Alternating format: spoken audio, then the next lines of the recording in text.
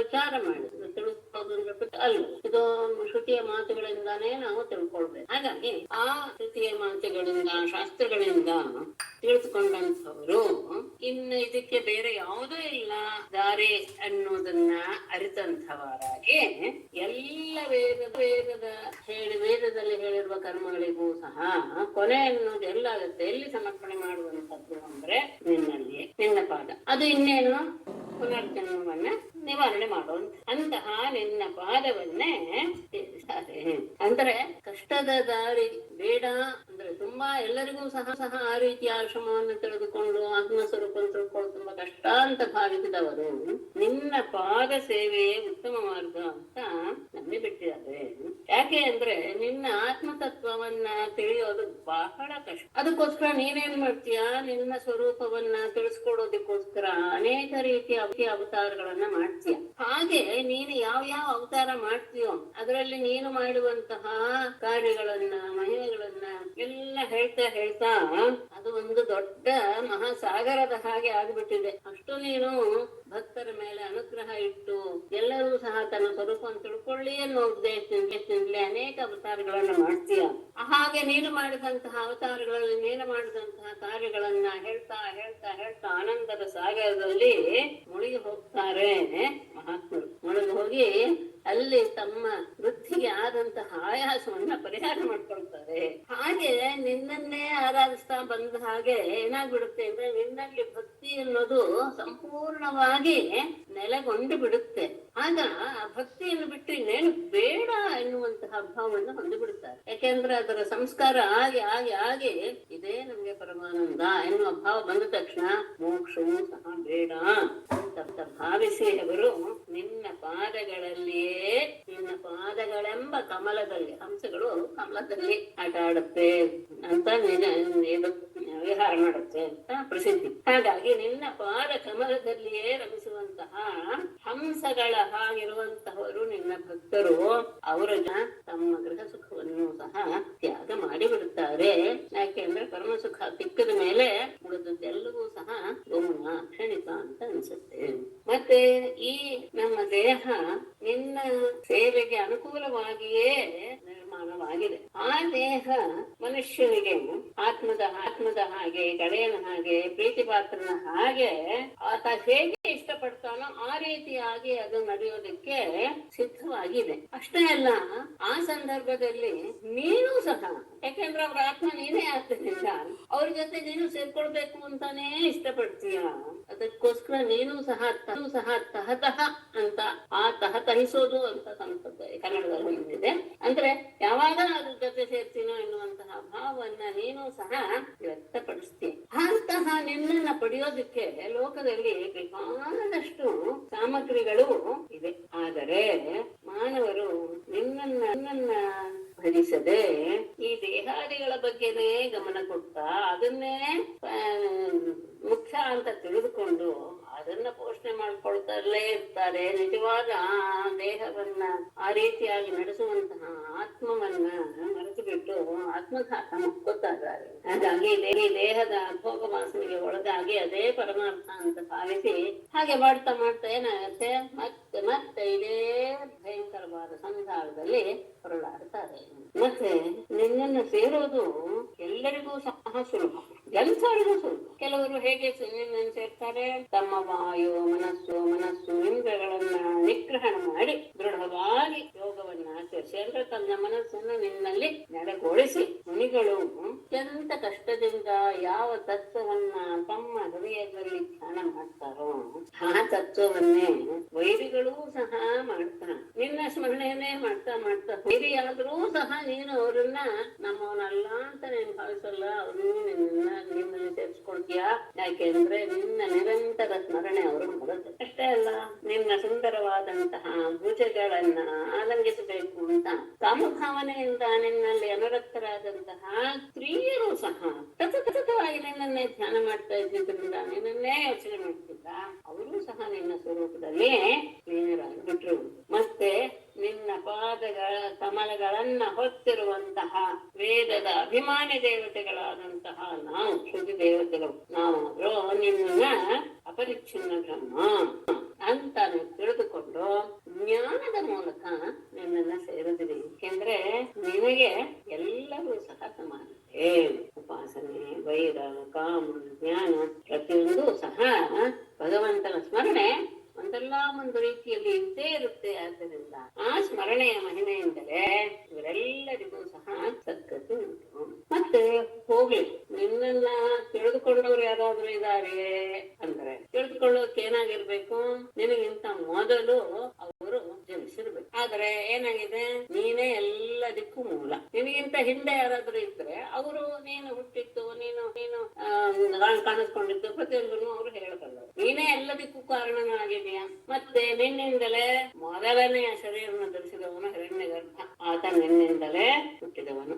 ಅದಾದ ಮೇಲೆ ಅವನ ಹಿಂದೆನೆ ಆಧ್ಯಾತ್ಮಿಕ ಆದಿದ ಇಳಿದುಗಳೆಂಬ ಉಭಯ ದೇವಗಣಗಳು ಸಹ ಹುಟ್ಟಿಕೊಂಡು, ಮತ್ತೆ ಇದೆಲ್ಲ ಆದ್ಮೇಲೆ ಸೃಷ್ಟಿಯ ಸಂಹಾರ ಮಾಡುವಂತ ಸಂದರ್ಭ ಬಂದಾಗ ಎಲ್ಲವನ್ನು ಉಪಸಂಹಾರ ಮಾಡಿಕೊಂಡು ಯೋಗನಿದ್ರೆಯಲ್ಲಿ ಮಲಗಿದಾಗ ಸ್ಥೂಲವಾದಂತಹ ಆಕಾಶಾದಿ ಪಂಚಭೂತಗಳು, ಅಸತ್ತಾದಂತಹ ಸೂಕ್ಷ್ಮವಾದಂತಹ ಮಹದಹಂಕಾರಾದಿಗಳು, ಮತ್ತೆ ಈ ಎರಡರಿಂದ ಉತ್ಪನ್ನವಾದಂತಹ ಶರೀರ ಇಂದ್ರಿಯಗಳು ಯಾವುದೇ ಇರೋದಿಲ್ಲ.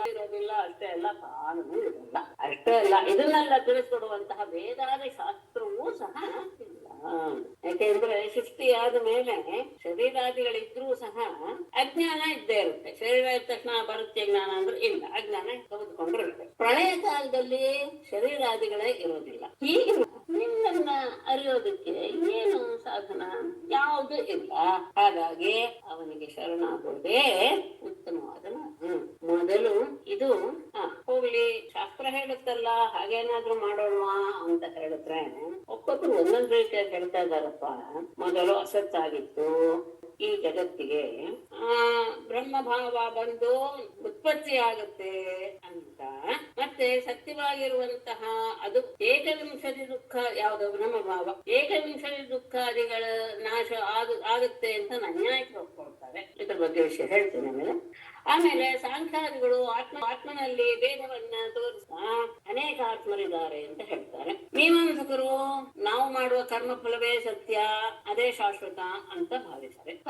ಎಲ್ಲ ಅದನ್ನ ಶಾಸ್ತ್ರದ ಮೂಲಕ ತಿಳಿಸ್ಕೊಟ್ಟಿದ್ದಾರೆ. ಎಲ್ಲರೂ ಅವರವರ ಶಾಸ್ತ್ರವನ್ನ ಸರಿಯಾಗಿದೆ ಎನ್ನುವ ರೀತಿಯಲ್ಲಿಯೇ ಪ್ರಸ್ತುತಪಡಿಸಿದ್ದಾರೆ. ಆದರೆ ಇವರೆಲ್ಲರೂ ಸಹ ಏನನ್ನ ಅರ್ತಿಲ್ಲ ಅಂದ್ರೆ, ಇರುವಂತಹದ್ದು ಒಂದೇ ವಸ್ತು ಎನ್ನುವಂತಹ ಶ್ರುತಿಯ ವಾಕ್ಯವನ್ನೇ ಬಿಟ್ಟಿದ್ದಾರೆ. ಯಾಕೆ ಅಂದ್ರೆ ಅದು ಬಹಳ ಮುಖ್ಯ. ಶ್ರುತಿಯ ವಾಕ್ಯವನ್ನು ಇಟ್ಟುಕೊಂಡೇ ಎಲ್ಲರೂ ಸಹ ಮಾಡಬೇಕಾಗಿತ್ತು ಆ ನಿರ್ಧಾರವನ್ನು. ಏಕಮೇವ ದ್ವಿತೀಯಂ ಬ್ರಹ್ಮ ಏಕೈವ ಭೂತಾತ್ಮ ಭೂತೆ ವಸ್ತುತಃ ಏಕದಾ ಬಹುದಾ ಚೈವ ದೃಶ್ಯತೆ ಜಲಚಂದ್ರವತ್ತು ಎನ್ನುವಂತಹ ಶ್ರುತಿ ಎಲ್ಲ ವಿರುದ್ಧವಾಗಿದೆ. ಇರೋದು ಒಬ್ಬನೇ ಅಂತ ಹೇಳ್ತಾರೆ, ನಾನು ಅಂತ ಹೇಳ್ತಾರೆ. ಮತ್ತೆ ಕರ್ಮಫಲವೇ ಸತ್ಯ ಅಂತ ಹೇಳ್ತಾರೆ. ಇರೋದು ಒಂದೇ ಅಂತ ಹೇಳಿದಾಗ ಕರ್ಮಫಲ ಸತ್ಯ ಹೇಗಾಗುತ್ತೆ? ಹೀಗೆ ಆರೋಪಿತವಾದ ನಾನಾ ಬಗೆಯ ಭ್ರಮೆಯಿಂದ ಒಬ್ಬೊಬ್ರು ಒಂದೊಂದು ರೀತಿಯಾಗಿ ವರ್ಣಿಸ್ತಾರೆ, ಶಾಸ್ತ್ರದಲ್ಲಿ ಹೇಳಿದ್ದಾರೆ. ಮತ್ತೆ ಅಷ್ಟೇ ಅಲ್ಲ, ನೀನು ತ್ರಿಗುಣ ಸ್ವರೂಪ ಅಂತ ಬೇರೆ ಆ ಭ್ರಮೆಯನ್ನು ಇಟ್ಟುಕೊಂಡು ವೇದಾದಿಗಳನ್ನ ಕಲ್ಪಿಸಿಕೊಂಡಿದ್ದಾರೆ. ಇದೆಲ್ಲವೂ ಸಹ ಏನು ನಿನ್ನ ಸರಿಯಾಗಿ ತಿಳಿದುಕೊಳ್ಳದೆ ಇರುವುದಕ್ಕೆ ಕಾರಣಭೂತವಾದಂತಹ ಅವರಲ್ಲಿರುವಂತಹ ಅಜ್ಞಾನದ ಒಂದು ಬಹಳ ಹೊರಗೆ ಇದೆಯಾ. ನೀನೆಂಥವನು, ಯಾವುದ್ರ ಜೊತೆಗೂ ನಿನ್ನ ಸಂಬಂಧ ಇಲ್ಲ, ನಿಸ್ಸಂಗ. ಮತ್ತೆ ಕೇವಲ ಜ್ಞಾನ ಸ್ವರೂಪ, ಜ್ಞಾನ ಘನ. ಘನ ಅಂದ್ರೆ ಗಟ್ಟಿ ಅಂತ ಅರ್ಥ. ಅಂದ್ರೆ ಕೇವಲ ಜ್ಞಾನ, ಅದ್ಬಿಟ್ಟು ಅದ್ರಲ್ಲಿ ಇನ್ನೇನು ಇಲ್ಲ. ಹೀಗೆ ಆದಂತಹ ನಿನ್ನಲ್ಲಿ ಈ ಮೇಲೆ ಹೇಳಿದಂತಹ ಯಾವುದು ಸಹ ಇಲ್ಲ. ಪರಮಾರ್ಥವಾಗಿ ಈ ಜಗತ್ತು ಅಸತ್ತಿಲ್ಲ. ಆದರೆ ಈ ತ್ರಿಗುಣಾತ್ಮಕವಾದಂತಹ ಮನಸ್ಸಿನಿಂದ ಕಲ್ಪಿತವಾದಂತಹ ಈ ಜಗತ್ತು ಇದೆಯೋ ಎನ್ನುವ ಹಾಗೆ ತೋರ್ತಾ ಇದೆ. ಸತ್ ಅಂತ ಯಾಕೆ ತೋರ್ತಾ ಇದೆ ಅಂದ್ರೆ, ನೀನು ಸತ್, ನೀನೇ ಆ ಜಗತ್ತಿರೋದಕ್ಕೆ ಅಧಿಷ್ಠಾನ. ಹಾಗಾಗಿ ಸತ್ತಿನಲ್ಲಿ ಅದಿರೋದ್ರಿಂದ ಸತ್ ಹಾಗೆ ಕಾಣಿಸ್ತಾ ಇದೆ. ನಿನ್ನಲ್ಲಿ ಜಗತ್ತು ಇದೆ, ಹಾಗಾಗಿ ಅದು ಇದೆ ಎನ್ನುವಂತಹ ಜ್ಞಾನವನ್ನು ಉಂಟು ಮಾಡ್ತಾ ಇದೆ. ಯಾಕೆ? ಅದು ನಿನ್ನಲ್ಲಿ ಇರುವ ಅದರ ಪ್ರಭಾವನೇ. ಮತ್ತೆ ಆದರೆ ಆತ್ಮಜ್ಞಾನಿಗಳಾದಂಥವರು ಮನುಷ್ಯನಿಂದ ಹಿಡಿದು ಇಡೀ ಪ್ರಪಂಚವನ್ನೇ ವಿಶ್ವವನ್ನೇ ಆತ್ಮ ಅಂದ್ರೆ ಬ್ರಹ್ಮ ಅಂತಾನೆ ತಿಳಿತಾರೆ. ಯಾಕೆ ಅವರಿಗೆ ಹೇಗೆ ಜ್ಞಾನ ಬರುತ್ತೆ ಅಂದ್ರೆ, ದೃಷ್ಟಾಂತ ಚಿನ್ನದ ವಿಕಾರ ಯಾವುದು ಉಂಗುರ ಬಳೆ ಇತ್ಯಾದಿಗಳನ್ನು ಅದನ್ನು ನೋಡಿದಾಗ ಬಳೆ ಉಂಗುರ ಅನ್ನೋದಕ್ಕಿಂತ ಮೊದಲು ನಮಗೆ ಬರೋದು ಅಥವಾ ಕೊನೆಯಲ್ಲಿ ಬರೋದು ಅದು ಚಿನ್ನದ್ದು ಎನ್ನುವುದೇ ಮೊದಲು ಬಂದು ಮನಸ್ಸಿನಲ್ಲಿ ಕೂತ್ಕೊಳ್ಳುತ್ತೆ ಹೊರತು ಉಳಿದದ್ದೆಲ್ಲವೂ ಸಹ ಗೌಣ ಮಾತೆ. ಯಾಕೆ ಆ ಚಿನ್ನ ಎನ್ನುವಂತಹ ಬುದ್ಧಿ ಅವರ ಮನಸ್ಸಿನಿಂದ ಹೊರಗೆ ಹೋಗೋದೇ ಇಲ್ಲ. ಹಾಗೆ ಆತ್ಮಜ್ಞಾನಿಗಳಾದವರಿಗೆ ಎಲ್ಲ ಕಡೆ ಪರಬ್ರಹ್ಮ ವಸ್ತುವೇ ಕಾಣುತ್ತಾ ಬರುತ್ತೆ. ಹಾಗಾಗಿ ಪರಮಾತ್ಮನಿಂದಲೇ ಸೃಷ್ಟಿಯಾದಂತಹ ಈ ಜಗತ್ತು ಮತ್ತೆ ಅವನೇ ಪ್ರವೇಶ ಮಾಡಿದಂತಹ ಈ ಜೀವ ಎಲ್ಲವೂ ಪರಮಾತ್ಮನೇ ಎನ್ನುವುದು ನಿಶ್ಚಯ. ಮೊನ್ನೆ ಒಂದು ಪ್ರಶ್ನೆ ಬಂತು, ಏಕಾಂಶತೆ ದುಃಖಗಳ ಬಗ್ಗೆ ಹೇಳಕ್ಕೆ ಹೊರಟ ಷಡಿಂದ್ರಿಯಗಳು ಷಡ್ವಿಷಯ ಅನ್ನುವಲ್ಲಿ ಬಂತು. ಇಂದ್ರಿಯಗಳನ್ನು ಬೇಕಾದ್ರೆ ಒಪ್ಕೋಬಹುದು, ವಿಷಯಗಳನ್ನು ಒಪ್ಕೊಳಕ್ ಆಗಲ್ವಲ್ಲ ಅನ್ನುವಂತಹ ಪ್ರಶ್ನೆ ಬಂತು. ಹೌದು, ಇಂದ್ರಿಯಗಳು ಸಹ ಷಟ್ ಅನ್ನೋದು ಒಪ್ಕೊಳಕ್ ಆಗುತ್ತೆ, ಯಾಕಂದ್ರೆ ಗೊತ್ತೇ ಇದೆ. ಅದರಲ್ಲಿ 5 ಬಹಿರಿಂದ್ರಿಯಗಳು, ಬಹಿಷ್ಕರಣ, ಒಂದು ಮಾತ್ರ ಅಂತಃಕರಣ. ಆ 6 ಇಂದ್ರಿಯಗಳಲ್ಲಿಯೂ ಸಹ 5 ಹೊರಗಿನ ವಿಷಯಗಳನ್ನ ತಿಳಿಸೋದಕ್ಕೆ ಅಥವಾ ಜ್ಞಾನ ಪಡೆಯೋದಕ್ಕೆ ಕಾರಣವಾಗಿದೆ ಒಳಗಿಂದ. ಹಾಗಾದ್ರೆ ಒಳಗಿನ ವಿಷಯ ತಿಳ್ಕೊಳ್ಳೋದಕ್ಕೆ ಯಾವುದು ಅಂದ್ರೆ ಮನಸ್ಸು. ಹಾಗೇನೆ ಅವುಗಳೊಳಗೆ ಬೇಕಾದಂತಹ ವಿಷಯಗಳು ಹಾಗೇನೆ ಕಣ್ಣಿಗೆ ಕೇವಲ ರೂಪ ಮಾತ್ರ ಕಾಣುತ್ತೆ ಹೊರತು ರಸಾದಿಗಳು ಗೊತ್ತಾಗಲ್ಲ. ನಾಲಿಗೆಗೆ ರಸಾದಿಗಳು ಗೊತ್ತಾಗತ್ತೆ ಹೊರತು ರೂಪಾದಿಗಳು ಗೊತ್ತಾಗಲ್ಲ. ಈ ರೀತಿಯಾಗಿ ಅವುಗಳಿಗೆ ಮಾತ್ರ ಒಂದೊಂದು ವಿಷಯವನ್ನ ನಾವು ಇಟ್ಟಿದ್ದೀವಿ. 5 ಇಂದ್ರಿಯಗಳಿಗೆ 5 ವಿಷಯಗಳು ಅಂತ. ಹಾಗೇನೆ ಮನಸ್ಸಿಗೆ ಹಾಗಾದ್ರೆ ಏನ್ ವಿಷಯ ಅಂದ್ರೆ, ಗೌತಮ ನ್ಯಾಯ ಸೂತ್ರದಲ್ಲಿ ಹೇಳ್ತಾರೆ, ಅದಕ್ಕೆ ವಿಷಯ ಆತ್ಮ. ಆತ್ಮನನ್ನ ತಿಳಿದುಕೊಳ್ಳೋದು ಹೇಗೆ ಅಂದ್ರೆ, ಆತ್ಮ ಎನ್ನುವಂತಹ ವಿಷಯವನ್ನು ಅರಿಯುವುದು ಮನಸ್ಸು. ಹಾಗಾಗಿ ಷಡ್ ವಿಷಯಗಳು ಎನ್ನುವುದರಲ್ಲಿ ಅದು ಹೊಂದಾಣಿಕೆ ಆಗುತ್ತೆ. ಆದ್ಮೇಲೆ ಷಡಿಂದ್ರಿಯಜನ್ಯ ಜ್ಞಾನ, ಆ ಇಂದ್ರಿಯಗಳಿಂದ ಉಂಟಾಗುವಂತಹ ಜ್ಞಾನ, ಅನುಭವ. ಆ ಅನುಭವವೂ ಸಹ ಹೇಗೆ ಆಗುತ್ತೆ ಅಂದ್ರೆ, ಆ ವಸ್ತುವಿಗೂ ಆ ಇಂದ್ರಿಯಗಳಿಗೂ ಆಗುವಂತಹ ಸಂಬಂಧ ಆದ ತಕ್ಷಣ ಒಂದು ರೀತಿಯಾದಂತಹ ಅರಿವು ಉಂಟಾಗುತ್ತೆ, ತಿಳುವಳಿಕೆ ಉಂಟಾಗುತ್ತೆ. ಅದು ಅನುಭವ ರೂಪದಲ್ಲಿ ಪರಿವರ್ತನವಾಗುತ್ತೆ. ಹೀಗೆ ಅನುಭವವು 6, ಇಂದ್ರಿಯಗಳು 6, ವಿಷಯಗಳು. ಸಮಾಧಾನ ಆಯ್ತು ಅಲ್ಲ? ಅದ್ರ ಬಗ್ಗೆ ಏನಾದ್ರು ಪ್ರಶ್ನೆ ಇದ್ರೆ ಕೇಳ್ಬೋದು, ತೊಂದರೆ ಗೊತ್ತಿದ್ರೆ ಹೇಳ್ತೀನಿ, ಇಲ್ಲ ಅಂತ. ಅಂದ್ರೆ ಮನಸ್ಸಿಗೆ ಉಂಟಾಗೋದು ಆತ್ಮದ ಜ್ಞಾನ ಅಂತಾನೆ ತಗೊಳ್ಬೇಕಾ ಮೇಡಮ್? 6 ಜ್ಞಾನ ಅಂದಾಗ ಆತ್ಮಜ್ಞಾನ ಬರೋದು ಮನಸ್ಸಿಗೆ ತಾನೆ. ಬಿಟ್ಟಿರುತ್ತಲ್ವಾ ಆತ್ಮಜ್ಞಾನ ಬಂದಾಗ? ಅಲ್ಲ, ಆತ್ಮಜ್ಞಾನ ಬರೋದು ಅಂತ ಹೇಗೆ? ಯಾವ ಜ್ಞಾನ? ನಿದ್ದೆ ಸುಷುಪ್ತಿಯಲ್ಲಿ ನಾನು ಹೇಳ್ತಾ ಇಲ್ಲ. ತಿಳಿದುಕೊಳ್ಳೋದಕ್ಕೆ ಪ್ರಯತ್ನ ಪಡೋದು ಯಾವ್ದು? ಆತ್ಮನನ್ನ ಈಗ ನಾವೆಲ್ಲ ಎಷ್ಟೆಷ್ಟೋ ಹೇಳಿದ್ದೀವಲ್ಲ, ಈಗ ಅನೇಕ ವಿಷಯಗಳು ಹೇಳಿದ್ವಿ. ಆತ್ಮ ಸ್ವರೂಪನ ಹೀಗಿದೆ ಅಂತ. ಅದೆಲ್ಲ ಮೊದಲು ಸರಿಯಾಗಿ ತಗೊಳ್ಳೋದು ಯಾವ್ದು? ಮನಸ್ಸು ತಾನೆ. ಮನಸ್ಸು ಮತ್ತೆ ಇನ್ನೊಂದು ಇಲ್ಲಿ ಜ್ಞಾಪಿಟ್ಕೊಳ್ಳಿ, ಮನಸ್ಸು ಮತ್ತೆ ಬುದ್ಧಿ ಎರಡು ಒಂದೇ ಅಂತಕ್ಕಂದ್ರೆ ಎಲ್ಲವೂ ಸೇರಿ ಒಂದು ಅಂತಾನೆ ಭಾವಿಸ್ತಾರೆ. ಹಾಗಾಗಿ ಮನಸ್ಸು, ಬುದ್ಧಿ, ಚಿತ್ತ, ಅಹಂಕಾರ ಇದೆಯಲ್ಲ, ಇದು ಮನಸ್ಸಿಗೆ ಸಂಬಂಧಪಟ್ಟಿದ್ದು ಚಿತ್ತ, ಬುದ್ಧಿಗೆ ಸಂಬಂಧಪಟ್ಟಿದ್ದು ಅಹಂಕಾರ. ಈ 4 ಒಂದೇ ಅಂತ ಭಾವಿಸೋದು. ಹಾಗಾಗಿ ಈ 4ರ ಸಮೂಹ ಎನ್ನುವುದೇ ಮನಸ್ಸು ಎನ್ನುವುದಕ್ಕೆ ನಾವು ತಗೊಳ್ತಾ ಇದ್ದೀವಿ ಅಂತಃಕರಣ. ಇದು ಅಂತಃಕರಣ ಎನ್ನುವುದು ಮನಸ್ಸು ಎನ್ನುವಂತಹ ಒಂದೇ ಶಬ್ದದಿಂದ ತಗೊಂಡಾಗ ಮನಸ್ಸಿನಿಂದಲೇ ನಾವು ಆತ್ಮನನ್ನ ಅರಿಯೋದು ಅಂದ್ರೆ ಹೇಳಿದ ಹಾಗೆ ತಿಳಿದುಕೊಂಡ್ಬಿಡ್ತೀವಿ ಅಂತ ಅಲ್ಲ. ಪ್ರಯತ್ನ ಯಾವುದ್ರ ಮೂಲಕ ಮಾಡ್ತೀವಿ. ಹೊರಗಡೆ ಯಾವ ವಸ್ತುಗಳಿಂದಲೂ ಆತ್ಮನನ್ನ ತಿಳಿಯೋದಕ್ಕೆ ಸಾಧ್ಯವಿಲ್ಲ. ಅದನ್ನೆಲ್ಲ ನೋಡಿ ಮನಸ್ಸು ತಾನೇ ವಿಚಾರ ಮಾಡುತ್ತೆ. ಹೌದಾ, ಹೀಗಿದ್ಯಾ ಅಂತ ತಾನೇ ವಿಚಾರ ಮಾಡ್ತಾ ಮಾಡ್ತಾ ಇದೆ ಅಂದಾಗ ಯಾವುದಲ್ಲಿ ಪ್ರಧಾನವಾದ ಕೆಲಸ ಮಾಡ್ತಾರೆ ಮನಸ್ಸು. ಮನಸ್ಸಿಗೆ ವಿಷಯ ಆತ್ಮ ಅಂತ ಆಯ್ತು. ಮನಸ್ಸಿಗೆ ಆತ್ಮನೇನಾ? ಅಲ್ಲ, ಬುದ್ಧಿ ಎನ್ನುವುದು ಇದೆಯಲ್ಲ, ಮನಸ್ಸು ಬುದ್ಧಿ ಎಲ್ಲ ಒಂದೇ. ಆತ್ಮಜ್ಞಾನ ಎನ್ನುವುದು ಅನುಭವದ ಮೂಲಕವೇ ಬರಬೇಕು, ಮರಿಬೇಡಿ. ಅನುಭವ ಬರಕ್ಕೆ ಮೊದಲು ನಾವು ವಿಷಯ ತಿಳ್ಕೊಳ್ಬೇಕು ತಾನೆ. ಇದ್ದಕ್ಕಿದ್ದಂಗೆ ಅನುಭವ ಬರಲ್ಲ ತಾನೆ. ಸಕ್ಕರೆಯನ್ನ ನೋಡಿ ಇದು ಸಿಹಿ ಅನ್ನುವಂತಹ ವಿಷಯವನ್ನ ನಾವು ಕೇಳಿ ತಿಳ್ಕೊಂಡಿರ್ತೀವಿ, ನೋಡಿನೂ ತಿಳ್ಕೊಂಡಿರ್ತೀವಿ ಇದು ಸಕ್ಕರೆ ಅಂತ. ಆದ್ರೆ ಅದು ಸಿಹಿ ಅನ್ನುವಂತಹ ಅನುಭವ ಬರೋದು ಯಾವಾಗ? ನಮ್ಮ ನಾಲಿಗೆ ಮೇಲೆ ಹಾಕಿಕೊಂಡಾಗ. ಆದ್ರೆ ಅದಕ್ಕೆ ಮೊದಲು ನಮಗೆ ಇಂದ್ರಿಯಗಳಿಂದ ಅದರ ಅರಿವು ಆಗ್ಬೇಕಿರ್ಬೇಕು ತಾನೆ. ಮನಸ್ಸಿನಿಂದಲೂ ಅದರ ಏನೋ ಒಂದು ಕಲ್ಪನೆಯನ್ನು ನಾವು ಮಾಡ್ಕೊಂಡಿರ್ಬೇಕು ತಾನೆ ವಸ್ತುವಿನ ಬಗ್ಗೆ. ಹೀಗೆ ಇರುತ್ತೆ ಇರುತ್ತೆ ಆತ್ಮನ ಅನುಭವ ಎನ್ನುವುದನ್ನ ಮೊದಲು ಮನಸ್ಸು ತಂದ್ಕೊಳ್ಳುತ್ತೆ ತಾನೆ. ಅಂದ್ರೆ ಅದು ವಿಷಯ ಆಗತ್ತ ಮನಸ್ಸಿಗೆ. ಹೌದು, ಅದೇ ವಿಷಯ. ಅನುಭವ ರೂಪ ಆಗಿಬಿಟ್ಟಾಗ ಮನಸ್ಸು ಹಿಂದೆ ಹೋಗ್ಬಿಡುತ್ತೆ. ಅವಾಗ ಅದು ಜ್ಞಾನ ಅಂತ ತಗೋಬೇಕಾ? ಆರು ಜ್ಞಾನಗಳು ಅಲ್ಲ, ಆತ್ಮ ಬೇರೆ ಇಲ್ಲ, ಜ್ಞಾನ ಬೇರೆ ಇಲ್ಲ. ಜ್ಞಾನ ಸ್ವರೂಪವಾಗಿ ನಿಂತ್ಕೊಂಡ್ಬಿಡುತ್ತೆ ಮನಸ್ಸು. ಸರಿ, ಜ್ಞಾನವೇ ಆತ್ಮ.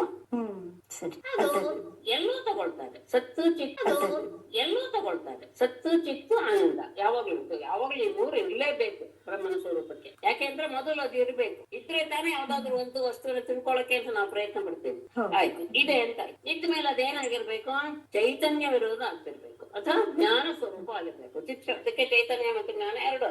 ಆದ ತಕ್ಷಣ ಜ್ಞಾನ ರೂಪದಲ್ಲೇ ಇರಲ್ಲ, ಅದು ಆನಂದವಾಗಿ ಬಿಡುತ್ತೆ. ಅಂದ್ರೆ ಇದು ಮೂರು ಸಹ ಬೇರೆ ಬೇರೆ ಅಲ್ಲ. ಪರಮಾತ್ಮ ಹೇಳಿದ ತಕ್ಷಣ ಈ ಮೂರು ಸಹ ಸಹಜವಾಗಿಯೇ ನಮ್ಮಲ್ಲಿ ಅನುಭವ ರೂಪವಾಗಿ ಎಳೆದು ಬಿಡುತ್ತೆ. ಮತ್ತೆ ಅದನ್ನ ನಾವು ಬಿಡಿಸಿ ಬಿಡಿಸಿ ನೋಡಕ್ ಆಗಲ್ಲ. ಬಿಡಿಸಿ ನೋಡ್ತಾ ಇದ್ದೇವೆ ಅಂದ್ರೆ ನಮ್ಗೆ ಇನ್ನೂ ಜ್ಞಾನ ಆಗಿಲ್ಲ ಅಂತ ಅರ್ಥ. ಆದ್ರೆ ಮೊದಲು ಬಿಡಿಸಿ ನೋಡ್ಲೇಬೇಕು. ಬಿಡಿಸಿ ನೋಡುವಾಗ ನಮ್ಗೆ ಎಲ್ಲ ಇಂದ್ರಿಯಗಳು ಬೇಕು, ನಾಲ್ಕು ಇಂದ್ರಿಯಗಳೂ ಬೇಕು. ಆದ್ರೆ ಪ್ರಧಾನವಾಗಿ ಆತ್ಮನನ್ನ ಎಲ್ಲವನ್ನು ನೋಡಿ ವಿಚಾರ ಮಾಡಿ ತಿಳ್ಕೊಳ್ಳೋದು ಯಾವುದು? ಮನಸ್ಸು ಅಥವಾ ಬುದ್ಧಿ. ಸರಿ ಮೇಡಮ್, ಧನ್ಯವಾದ.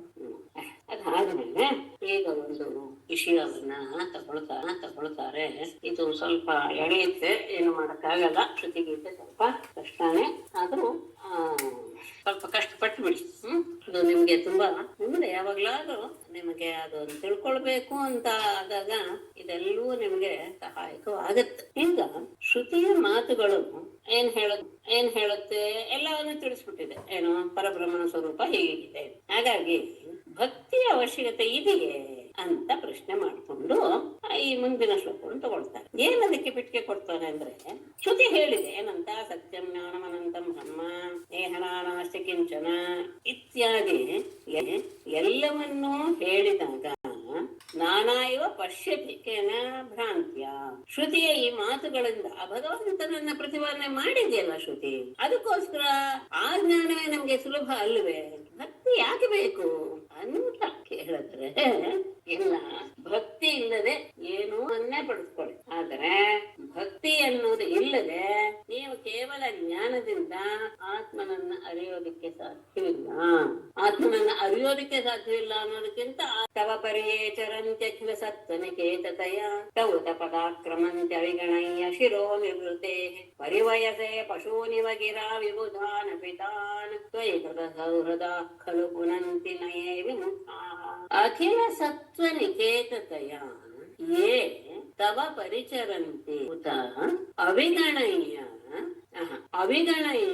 ತೇ ಉತ ಉತ ಮಲ್ಪಡ ಅವಿಗಣಯ್ಯ ತೇ ಉತ ನಿವೃತೇಃ ಶಿರಃ ಪದಾ ಆಕ್ರಮಂತಿ ಯೇ ವಿಮುಖಾಃ ತಾನ್ ಗಿರಾ ಪಶೂನಿವ ವಿಬುಧಾನಪಿ ಪರಿವಯಸೆ ತ್ವಯಿ ಕೃತ ಸೌಹೃದಾ ಖಲು ಪುನಂತಿ ಅಖಿಲ ಸತ್ವನಿಕೇತತಯ. ಸತ್ವ ಅಂದ್ರೆ ಜೀವಿಗಳು, ಎಲ್ಲ ಜೀವಿಗಳು, ಚೈತನ್ಯರುವಂತಹ ಜೀವಿಗಳು. ಚೈತನ್ಯ ಅನ್ನೋದಕ್ಕಿಂತ ಇತರ ವಸ್ತುಗಳು. ಸಕಲ ಭೂತಗಳಿಗೂ ಸಹ ನೀನು ಆವಾಸ ಸ್ಥಾನವಾದ್ದರಿಂದ ಎಲ್ಲವೂ ಇರೋದು ನಿನ್ನಲ್ಲೇ, ಎಲ್ಲರಲ್ಲಿಯೂ ನೀನು ಪ್ರಕಾಶಿಸ್ತಾ ಇದೆಯಾ. ಹಾಗಿದ್ದಾಗ ಆ ರೀತಿಯಾಗಿ ಯಾರು ತವ ಪರಿಚರಂತೆ ನಿನ್ನ ಸೇವೆಯನ್ನ ಮಾಡ್ತಾ ಇರೋ, ಇಲ್ಲಿ ಪರಿ ಆದ್ಮೇಲೆ ಒಂದು ಶಬ್ದ ಹಾಕಿದ್ದಾರೆ, ಆಮೇಲೆ ಚರಂತಿ ಅಂತ ಹಾಕಿದ್ದಾರೆ. ಅದು ವೇದದ ಸಾಮ್ಯ ಇರೋದರಿಂದ ಪರವಾಗಿಲ್ಲ. ಪರಿಚರಂತಿ ಅಂತ ಒಂದೇ ಶಬ್ದ, ಅದು ಮಧ್ಯದಲ್ಲಿ ಎನ್ನುವಂತಹ ಶಬ್ದದಿಂದ ವಿಭಾಗವಾಗಿದೆ. ಆದರೂ ಸಮಾನವಾದ್ದರಿಂದ ಅದರಲ್ಲಿ ದೋಷವನ್ನ ನಾವು ನೋಡೋದಿಲ್ಲ. ಯಾರು ನಿನ್ನನ್ನ ಈ ರೀತಿಯಾಗಿ ಸೇವೆ ಮಾಡ್ತಾರೋ ಎಲ್ಲರಲ್ಲಿಯೂ ನೀನೇ ಇದೆಯಾ, ಎಲ್ಲರಲ್ಲಿಯೂ ಸಹ ನಿನ್ನ ಅಸ್ತಿತ್ವ ಕಾಣಿಸ್ತಾ ಇದೆ ಅಂತ ಭಾವನೆ ಇಟ್ಕೊಂಡು ಯಾರು ನಿನ್ನನ್ನ ಸೇವೆ ಮಾಡ್ತಾರೋ ಅವಿಗಣಯ್ಯ ಉಳಿದು ಎಲ್ಲವನ್ನೂ ಸಹ ತಿರಸ್ಕಾರ ಮಾಡಿದಂತಹ ದೇವತ ಅಂಥವರೇ ನಿವೃತೇಃ ಶಿರಃ ಮೃತ್ಯುವಿನ ತಲೆಯನ್ನು ಸಹ ಪದ ಆಕ್ರಮಂತೆ, ತಮ್ಮ ಹೆಜ್ಜೆಯಿಂದ ಆಕ್ರಮಿಸಿ ಬಿಡುತ್ತಾರೆ, ತಮ್ಮ ಕಾಲಿನಿಂದ ತುಳಿತಾರೆ. ಅಂದ್ರೆ ಮೃತ್ಯುವೇ ಬರದೇ ಇದ್ದ ಹಾಗೆ ಅವರು ತಾವು ಹೊಂದಿ ಬಿಡುತ್ತಾರೆ.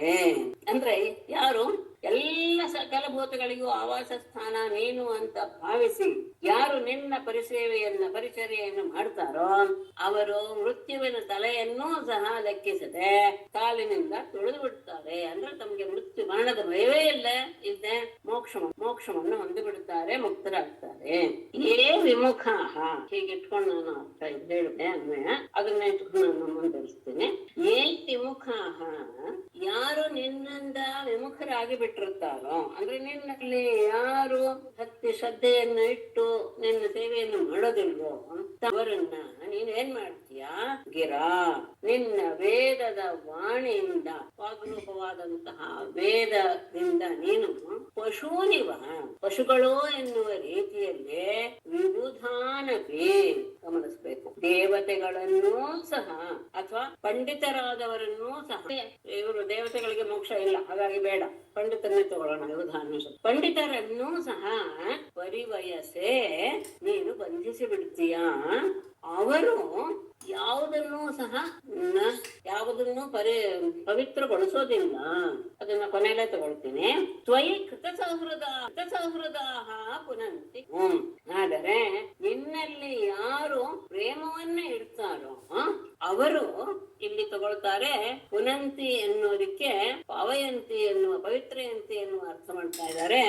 ಯಾರು ನಿನ್ನಲ್ಲಿ ಪ್ರೇಮವನ್ನ ಇಟ್ಟಿರ್ತಾರೋ ಅವರು ನಿಶ್ಚಯವಾಗಿಯೂ ಸಹ ತಮ್ಮನ್ನೂ ಪವಿತ್ರಗೊಳಿಸ್ತಾರೆ, ಇನ್ನೊಬ್ಬರನ್ನೂ ಸಹ ಪವಿತ್ರಗೊಳಿಸ್ಬಿಡ್ತಾರೆ. ಆದ್ರೆ ಏ ವಿಮುಖಾಹ ತೇ ನ ಅಂತ ಮತ್ತೆ ಅನ್ವಯ ಮಾಡ್ಕೊಳ್ಳಿ. ಯಾರು ನಿನ್ನಿಂದ ವಿಮುಖರಾಗಿರ್ತಾರೋ ಅವರಿಂದ ಯಾರಿಗೂ ಸಹ ಯಾವ ಜ್ಞಾನವೂ ಬರೋದಿಲ್ಲ, ಅವರಿಂದ ಯಾರಿಗೂ ಏನೂ ಇಲ್ಲ, ಸ್ವಯಂ ಅವರೂ ಸಹ ನಾಶವನ್ನು ಹೊಂದುತ್ತಾರೆ. ಏನಾದಂದ್ರೆ ನಿನ್ನ ಅಸ್ತಿತ್ವ ಎಲ್ಲದರಲ್ಲಿಯೂ ಇದೆ, ಭೂತಗಳಲ್ಲಿ ಜೀವಿಗಳಲ್ಲಿ ಅಂತ ತಿಳಿದಂತಹವರು ಆ ಭಾವನೆಯಿಂದಲೇ ಅದಕ್ಕೆ ಸಾಮಾನ್ಯವಾಗಿ ಸರ್ವಭೂತ ದಯಾಪರರ ಆಗಿರ್ತಾರೆ ವಿದ್ವಾಂಸರು. ಯಾಕೆ ಎಲ್ಲರಲ್ಲಿಯೂ ಅವರಿಗೆ ಆತ್ಮ ಒಂದೇ ಕಾಣುತ್ತೆ, ಪರಮಾತ್ಮನ ಅಂಶವೇ ಕಾಣ್ತಾ ಇರೋದ್ರಿಂದ ಯಾರ ಬಗ್ಗೆ ಅವರಿಗೆ ದ್ವೇಷವಾಗಲಿ ಕೋಪವಾಗಲಿ ಏನೂ ಬರಲ್ಲ. ಹಾಗೆ ಅಂತ ರಾಗ ಇಟ್ಕೊಳ್ತಾರೆ ಅಂದ್ರೆ ಅದು ಇಲ್ಲ. ಆದ್ರೆ ಒಂದೇ ಭಾವವಾಗಿ ಪ್ರತಿಯೊಬ್ಬರನ್ನು ಕರುಣಾಪೂರ್ಣವಾದ ದೃಷ್ಟಿಯಿಂದಲೇ ನೋಡ್ತಾರೆ. ಹಾಗೆ ಇಟ್ಕೊಂಡು ಪ್ರತಿಯೊಬ್ಬರನ್ನೂ ಸಹ ಅವರು ಅದೇ ರೀತಿಯಾಗಿ ನೋಡ್ತಾ ಯಾಕೆಂದ್ರೆ ಪ್ರತಿಯೊಬ್ಬರ ವಿಷಯದಲ್ಲೂ ಕೃಪಾಸಹಿತವಾದಂತ ವ್ಯವಹಾರ ಮಾಡ್ತಾ ಇದ್ದಾರೆ ಅಂದ್ರೆ ನಿನ್ನ ಸೇವೆಯನ್ನೇ ಮಾಡಿದ್ರು ಅಂತ ಅರ್ಥ. ಅಂಥವರು ಯಮನ ತಲೆಯನ್ನೂ ಸಹ ತುಳಿದು ಹಾಕಿ ಮುಕ್ತರಾಗಿ ಬಿಡ್ತಾರೆ. ಯಾರು ನಿನ್ನನ್ನ ಪೂರ್ತಿಯಾಗಿ ಮರ್ತೇ ಬಿಡ್ತಾರೋ, ತಮ್ಮ ದೇಹವೇ ಆತ್ಮ ಅಂತ ತಿಳ್ಕೊಂಡು ಅದ್ರ ಪೋಷಣೆ ಬಗ್ಗೆನೇ ಗಮನ ಕೊಟ್ಕೊಂಡಿರ್ತಾರೋ ಅಂಥವ್ರಿಗೆ ನೀನೇನ್ ಮಾಡ್ತೀಯ, ವೇದದ ಕರ್ಮದ ಕಾಂಡವನ್ನು ಹೇಳಿ ನೀವು ಹೀಗೆ ಮಾಡಿ ಇಂತಿಂತದ್ದು ಆಗತ್ತೆ, ನಿಮ್ಗೆ ಒಳ್ಳೇದಾಗತ್ತೆ, ಇಂತಿಂತ ಸಂಪತ್ತು ಸಿಗುತ್ತೆ ಅಂತ ಹೇಳಿದಂತಹ ಮಾತುಗಳನ್ನ ಅವರಿಗೆ ಬೋಧಿಸಿ ಪಶುಗಳನ್ನ ಹೇಗೆ ಕಟ್ಟಾರನ್ನ ನೀನು ಕಟ್ಟಿ ಹಾಕಿ ಬಿಡ್ತೀಯಾ. ಅವ್ರು ಎಂತಹ ಪಂಡಿತರಾದವರು ಆದ್ರೂ ಅಷ್ಟೇ ಅವರನ್ನ ನೀನು ಹಾಗೆ ಕಟ್ಟಿ ಹಾಕಿ ಬಿಡ್ತೀಯ. ಆದರೆ ಎಲ್ಲರಲ್ಲಿಯೂ ಸ್ನೇಹವನ್ನ ಇಟ್ಟುವರು ಮಾತ್ರ ಪವಿತ್ರಗೊಳಿಸ್ಕೊಳ್ತಾರೆ, ಉಳಿದವರನ್ನು ಪವಿತ್ರಗೊಳಿಸ್ತಾರೆ. ನಿನ್ನಲ್ಲಿ ವಿಮುಖರಾದವರು ಆ ಕೆಲಸಕ್ಕೆ ಸಾಧ್ಯತೆಯನ್ನು ಹೊಂದಿರೋದಿಲ್ಲ, ಆ ಕೆಲಸವನ್ನು ಮಾಡೋದಕ್ಕೆ ಸಾಧ್ಯವಿಲ್ಲ. ಯಾಕೆಂದ್ರೆ ಒಂದು ಮಾತಿದೆ, ಸ್ವಯಂ ನಾ ಹೇಳೋ ಶಬ್ದ ಅಲ್ಲ, ಅರ್ಥ ಅದೇನೆ, ಸ್ವಯಂ ಉತ್ಥಿತ ಪರಾನುತ್ಥಾಪಯತಿ ಅಂತ. ತಾನು ಬೆಳೆದ್ರೆ ಇನ್ನೊಬ್ಬರನ್ನು ಸಹ ಅವನು ಬೆಳೆಯೋದಕ್ಕೆ ಕಾರಣೀಭೂತನಾಗ್ತಾನೆ. ಸ್ವಯಂ ನಷ್ಟ ಪರಾನ್ನಾಶಯತಿ, ತಾನೇ ನಾಶವಾದವನು ಇನ್ನೊಬ್ಬರನ್ನು ಸಹ ನಾಶ ಮಾಡ್ತಾನೆ. ಒಳ್ಳೆಯ ಶಬ್ದ. ಅಂದ್ರೆ ತಾನು ಏಳಿಗೆ ಹೊಂದಿದ್ರೆ ಎಚ್ಚರಗೊಂಡ್ರೆ ತಾನು ಇನ್ನೊಬ್ಬರನ್ನ ಎಚ್ಚರಕ್ಕಾಗುತ್ತೆ. ಹಾಗಾಗಿ ಇಂಥವರು ಎಲ್ಲರಲ್ಲಿಯೂ ಸಹ ಸಹೃದ ಭಾವವನ್ನು ಇಟ್ಟುಕೊಂಡವರು ತಮ್ಮನ್ನು ಉದ್ಧಾರ ಮಾಡ್ಕೊಳ್ತಾರೆ, ಇನ್ನೊಬ್ಬರನ್ನು ಸಹ. ವಿಮುಖರಾದವರು ತಾವು ಹಾಳಾಗ್ತಾರೆ, ತಮ್ಮನ್ನು ನಂಬಿದವರನ್ನು ಸಹ ಹಾಳು ಮಾಡ್ತಾರೆ. ಅದಕ್ಕೆ ಇವರ ಶ್ಲೋಕ ಇದಕ್ಕೆ ತುಂಬಾ ಚೆನ್ನಾಗಿದೆ. ಶ್ರುತಿಗಳು ಗಮನಿಸ್ಕೊಳ್ಬೇಕು. ಯಮೈವ ಏಷ ವೃಣತೆ ಅಂದ್ರೆ ಯಾವ್ದು ಅರ್ಥ ಆಗುತ್ತೋ ಅದನ್ನು ಮಾತ್ರ ನಾನು ಹೇಳ್ತೇನೆ, ಸ್ವಲ್ಪ ಶಬ್ದಗಳಿರೋದು. ಎಂ ಏವ ಏಷ ವೃಣತೆ ತೇನ ಲಭ್ಯ. ಯಾರು ಇವನ ಯಾವನನ್ನ ಆಶ್ರಯಿಸ್ತಾರೋ ಅವರಿಗೆ ಪರಮಾತ್ಮ ಬಹಳ ಸುಲಭವಾಗಿ ಸಿಗ್ತಾನೆ. ಆಮೇಲೆ ಇನ್ನೊಂದು ಹಿಂದೆನೂ ಬಂದಿತ್ತು, ಶ್ವೇತಾಶ್ವತರ ಉಪನಿಷತ್ತಿನಲ್ಲಿರುವಂತದ್ದು, ಯಸ್ಯ ದೇವೇ ಪರಾಭಕ್ತಿ ದೇವೇ ತಥಾ ಗುರೌ ತಸ್ಯೇವ ಕಥಿತಾರ್ಥಾಃ ಪ್ರಕಾಶಂತೆ ಮಹಾತ್ಮನಃ ಅಂತ ಪೂರ್ಣ. ಯಾರಿಗೆ ಪರಮಾತ್ಮನಲ್ಲಿ ಅತ್ಯಂತ ಭಕ್ತಿ ಇರುತ್ತೋ, ಯಸ್ಯ ದೇವ ಪರಾಭಕ್ತಿ, ಅದು ಅತ್ಯಂತ ಪರಮೋತ್ಕೃಷ್ಟವಾದ ಭಕ್ತಿ ಇರುತ್ತೋ, ಅದೇ ಭಕ್ತಿಯನ್ನ ಯಥಾ ದೇವೆ ಅಂದ್ರೆ ಅವನು ಇದ್ದಾನೆ ದೇವರಲ್ಲಿ ಯಾವ ರೀತಿಯ ಭಕ್ತಿ ಇಟ್ಟಿದಾನೋ ಯಥಾ ಗುರು ಹಾಗೆ ಗುರುವಿನಲ್ಲಿಯೂ ಇಟ್ಟಾಗ ತಸ್ಯೈವ ಕಥಿತಾಃ ಅರ್ಥಾಃ ಪ್ರಕಾಶಂತೆ ತಸ್ಯೈವ ಮಹಾತ್ಮನಃ ಅಂತ ಕೊನೆಗೆ ಅಂತಹ ಮಹಾತ್ಮನಿಗೆ ಉಪನಿಷತ್ತಿನಲ್ಲಿ ಹೇಳಿರುವಂತಹ ಎಲ್ಲ ಅರ್ಥಗಳು ಸಹ ಗೋಚರ. ಅಲ್ಲಿ ಇನ್ನೊಂದು ಅರ್ಥ ಮಾಡ್ತಾರೆ, ತಸ್ಯೈತೆ ಅಗಥಿತಾ ಅರ್ಥಾಃ ತಸ್ಯೈವ ತಸ್ಯೈತೆ ಅಗಥಿತಾ ಅರ್ಥಾಃ ಅಂತ ಅರ್ಥ ಮಾಡ್ತಾರೆ. ಅಂದ್ರೆ ಅದರಲ್ಲಿ ಸಾಮಾನ್ಯವಾಗಿ ನೇರ ನೋಟಕ್ಕೆ ಗೊತ್ತಾಗದೇ ಇರುವಂತಹ ಅಂತರ್ಭೂತವಾದಂತಹ ಅರ್ಥವೂ ಸಹ ಆತನಿಗೆ ಗೋಚರವಾಗಿ ಬಿಡುತ್ತೆ. ಇದು ಭಕ್ತಿಯನ್ನ ಇಟ್ಟಾಗ ತಾನಾಗಿಯೇ ಜ್ಞಾನವನ್ನ ಉಂಟು ಮಾಡಿಬಿಡ್ತಾನೆ ನಮ್ಮಲ್ಲಿರುವಂತಹ ಚೈತನ್ಯ ಶಕ್ತಿ. ಇವರು ಹೇಳುವಂತಹ ತಪಂತು ತಾಪೈ ಪ್ರಪತಂತು ಪರ್ವದಾ ತಟಂತು ತೀರ್ಥಾನಿ ಪಠಂತು ಚಾಲಮಾನ ಯಜಂತು ಯಾಗೈರ್ವದಂತು ವಾದೈಹಿ ಹರಿಮ್ಮಿನಾ ನೈವಮೃತಿಂ ತರಂತಿ. ಚೆನ್ನಾಗಿ ತಗೊಂಡಿದ್ದಾರೆ. ತಾಪೈಹಿ ತಪಂತು, ಏನು ತಪಸ್ ಮಾಡುವಾಗ ಅರ್ಜುನ ತಪಸ್ಸೆಲ್ಲ ಕೇಳಿದ್ದೀರ, ಕೆಲವು ಸಂಸ್ಕೃತ ಕೇಳಿದ್ದೀರ. ಸುತ್ತಲೂ ಪಂಚಾಗ್ನಿಗಳನ್ನ ಹಾಕಿಕೊಂಡು ಮಧ್ಯದಲ್ಲಿ ನಿಂತುಕೊಂಡು ಅದು ಬೇಸಿಗೆ ಕಾಲದಲ್ಲಿ ತಪಸ್ಸು ಮಾಡ್ತಾ ಇದ್ದ ಅಂತ. ಆಮೇಲೆ ನಿಷ್ಠೆಯನ್ನು ತೋರಿಸೋದಕ್ಕೋಸ್ಕರ ಪರ್ವತದಿಂದಲೇ ಬೀಳಲಿ, ತೀರ್ಥಾನಿ ಅಟಂತು ತೀರ್ಥಕ್ಷೇತ್ರಗಳನ್ನ ಬೇಕಾದಷ್ಟು ಸುತ್ತಲಿ, ಆಗಮಾನ್ ಪಠಂತು ಆಗಮಶಾಸ್ತ್ರಗಳನ್ನು ಬೇಕಾದಷ್ಟು ಓದಲಿ. ಅಷ್ಟೇ ಅಲ್ಲ, ಯಜಂತು ಯಾಗೈಹಿ ಅನೇಕ ರೀತಿಯ ಯಾಗಗಳನ್ನ ಮಾಡಲಿ, ವಾದೈಹಿ ವಿವದಂತು ಅದ್ ಸರಿನಾ ಇದ್ ಸರಿನಾ ಆ ಶಾಸ್ತ್ರದವ್ರು ಹೇಳಿದ್ ಸರಿನಾ, ಇವರು ಹೇಳಿದ್ರು ಸರಿನಾ, ಜಮಿನಿ ಹೇಳಿರೋದು ಸರಿನಾ, ಶಂಕರಾಚಾರ್ಯ ಹೇಳಿರೋ ಸರಿನಾ, ಈ ರೀತಿಯಾಗಿ ಬೇಕಾದಷ್ಟು ವಾದಗಳನ್ನು ಮಾಡಿ. ಆದರೆ ಹರಿಯನ್ನ ಬಿಟ್ರೆ ಮೃತ್ಯು ನೈವತರಂತೆ, ಮರಣವನ್ನ ಗೆಲ್ಲೋದಿಕ್ಕೆ ಸಾಧ್ಯವೇ ಇಲ್ಲ. ಹೋಗಲಾಡಿಸುವಂತಹ ನಮಗೆ ಜ್ಞಾನವನ್ನು ಕೊಟ್ಟು ಮರಣದ ಭಯವನ್ನು ಹೋಗಲಾಡಿಸುವಂತಹ ಸಾಮರ್ಥ್ಯದಿಂದ ಇನ್ಯಾರಿಗೂ ಇನ್ಯಾವುದೇ ನೀವು ಕ್ರಿಯೆಯಲ್ಲಿ ನಿಮ್ಮನ್ನು ತೊಡಗಿಸ್ಕೊಳ್ಳಿ ಯಾವುದರಿಂದಲೂ ಸಾಧ್ಯವಿಲ್ಲ. ಚೆನ್ನಾಗಿ ಅಲ್ಲ, ಎಲ್ಲೋ ಚೆನ್ನಾಗಿದೆ. ಆಗಾಗ ಆ ಭಾವ ಬರುತ್ತೆ ಅಷ್ಟೆ. ಆಯ್ತು, ನೀನು ಎಲ್ಲಾ ಜೀವಿಗಳ ರೂಪದಲ್ಲಿ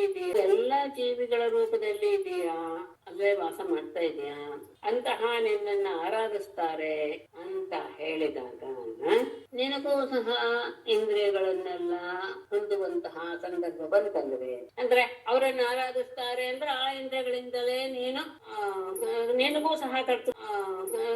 ಸಹ ಕರ್ತೃತ್ವ ಭಕ್ತೃತ್ವ ಬರುತ್ತಲ್ವೇ? ಯದ್ಯಪಿ ಇಲ್ಲ, ಆದರೂ ಜೀವಿಗಳ ಸಾದೃಶ್ಯವನ್ನು ನೀನು ಹೊಂದೋದರಿಂದ ಸೇವ್ಯ ಸೇವಕ ಭಾವ ಬಂದು ಬಿಡುತ್ತಲ್ವೇ ಅಂತ ಏನಾದ್ರೂ ಹೇಳಿದರೆ ಅದನ್ನ ಪರಿಹಾರ ಮಾಡೋದಕ್ಕೋಸ್ಕರ ಮುಂದಿನ ಶ್ಲೋಕ ಹೊರಟಿದೆ. ಅದಾದೋ ಜವನೋ ಗ್ರಹೀತ ಪಶ್ಯತ್ಯಚಕ್ಷು ಸಶೃಣೋತ್ಯಕರ್ಣಃ ಸವೇತ್ತಿ ವೇದ್ಯಂ ನಚತಸ್ಯ ವೇತ್ತ ತಮಾಹುರಗ್ರ್ಯಂ ಪುರುಷಂ ಪುರಾಣಂ ಎನ್ನುವ ಶ್ರುತಿವ. ಅಪಾಣಿಪಾದ ಯದ್ಯಪಿ ಎಲ್ಲರಲ್ಲೂ ಇದ್ದಾನೆ ಸರಿ, ಆದರೆ ಅವನ ಸ್ವರೂಪ ಏನು? ಕೈಯು ಕಾಲು ಏನು ಇಲ್ಲ. ಅಂದ್ರೆ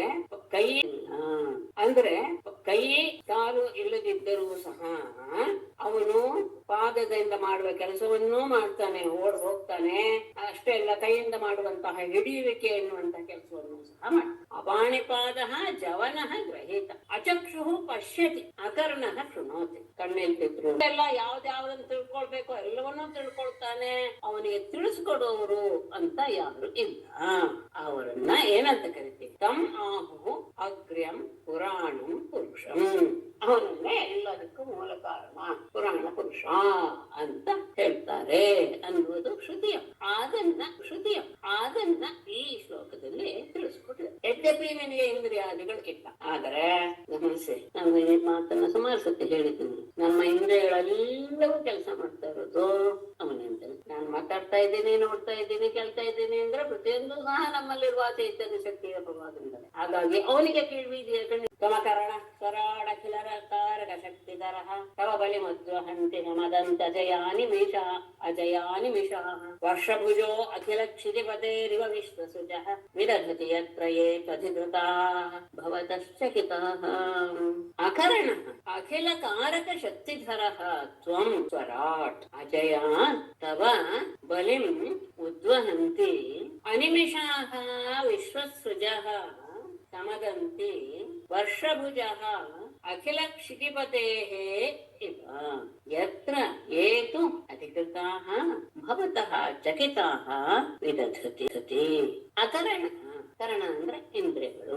ಯಾವ ಇಂದ್ರಿಯಗಳು ಇಲ್ಲದಿದ್ದರೂ ಸಹ ಅಖಿಲ ಕಾರಕ ಶಕ್ತಿಧರ, ಎಲ್ಲ ಪ್ರಾಣಿಗಳಲ್ಲಿಯೂ ಸಹ ಅವರವರ ಇಂದ್ರಿಯಗಳಿಂದ ಕೆಲಸ ಮಾಡಿಸುವಂತಹ ಶಕ್ತಿಯನ್ನ ನೀನು ಹೊಂದಿದೀಯಾ.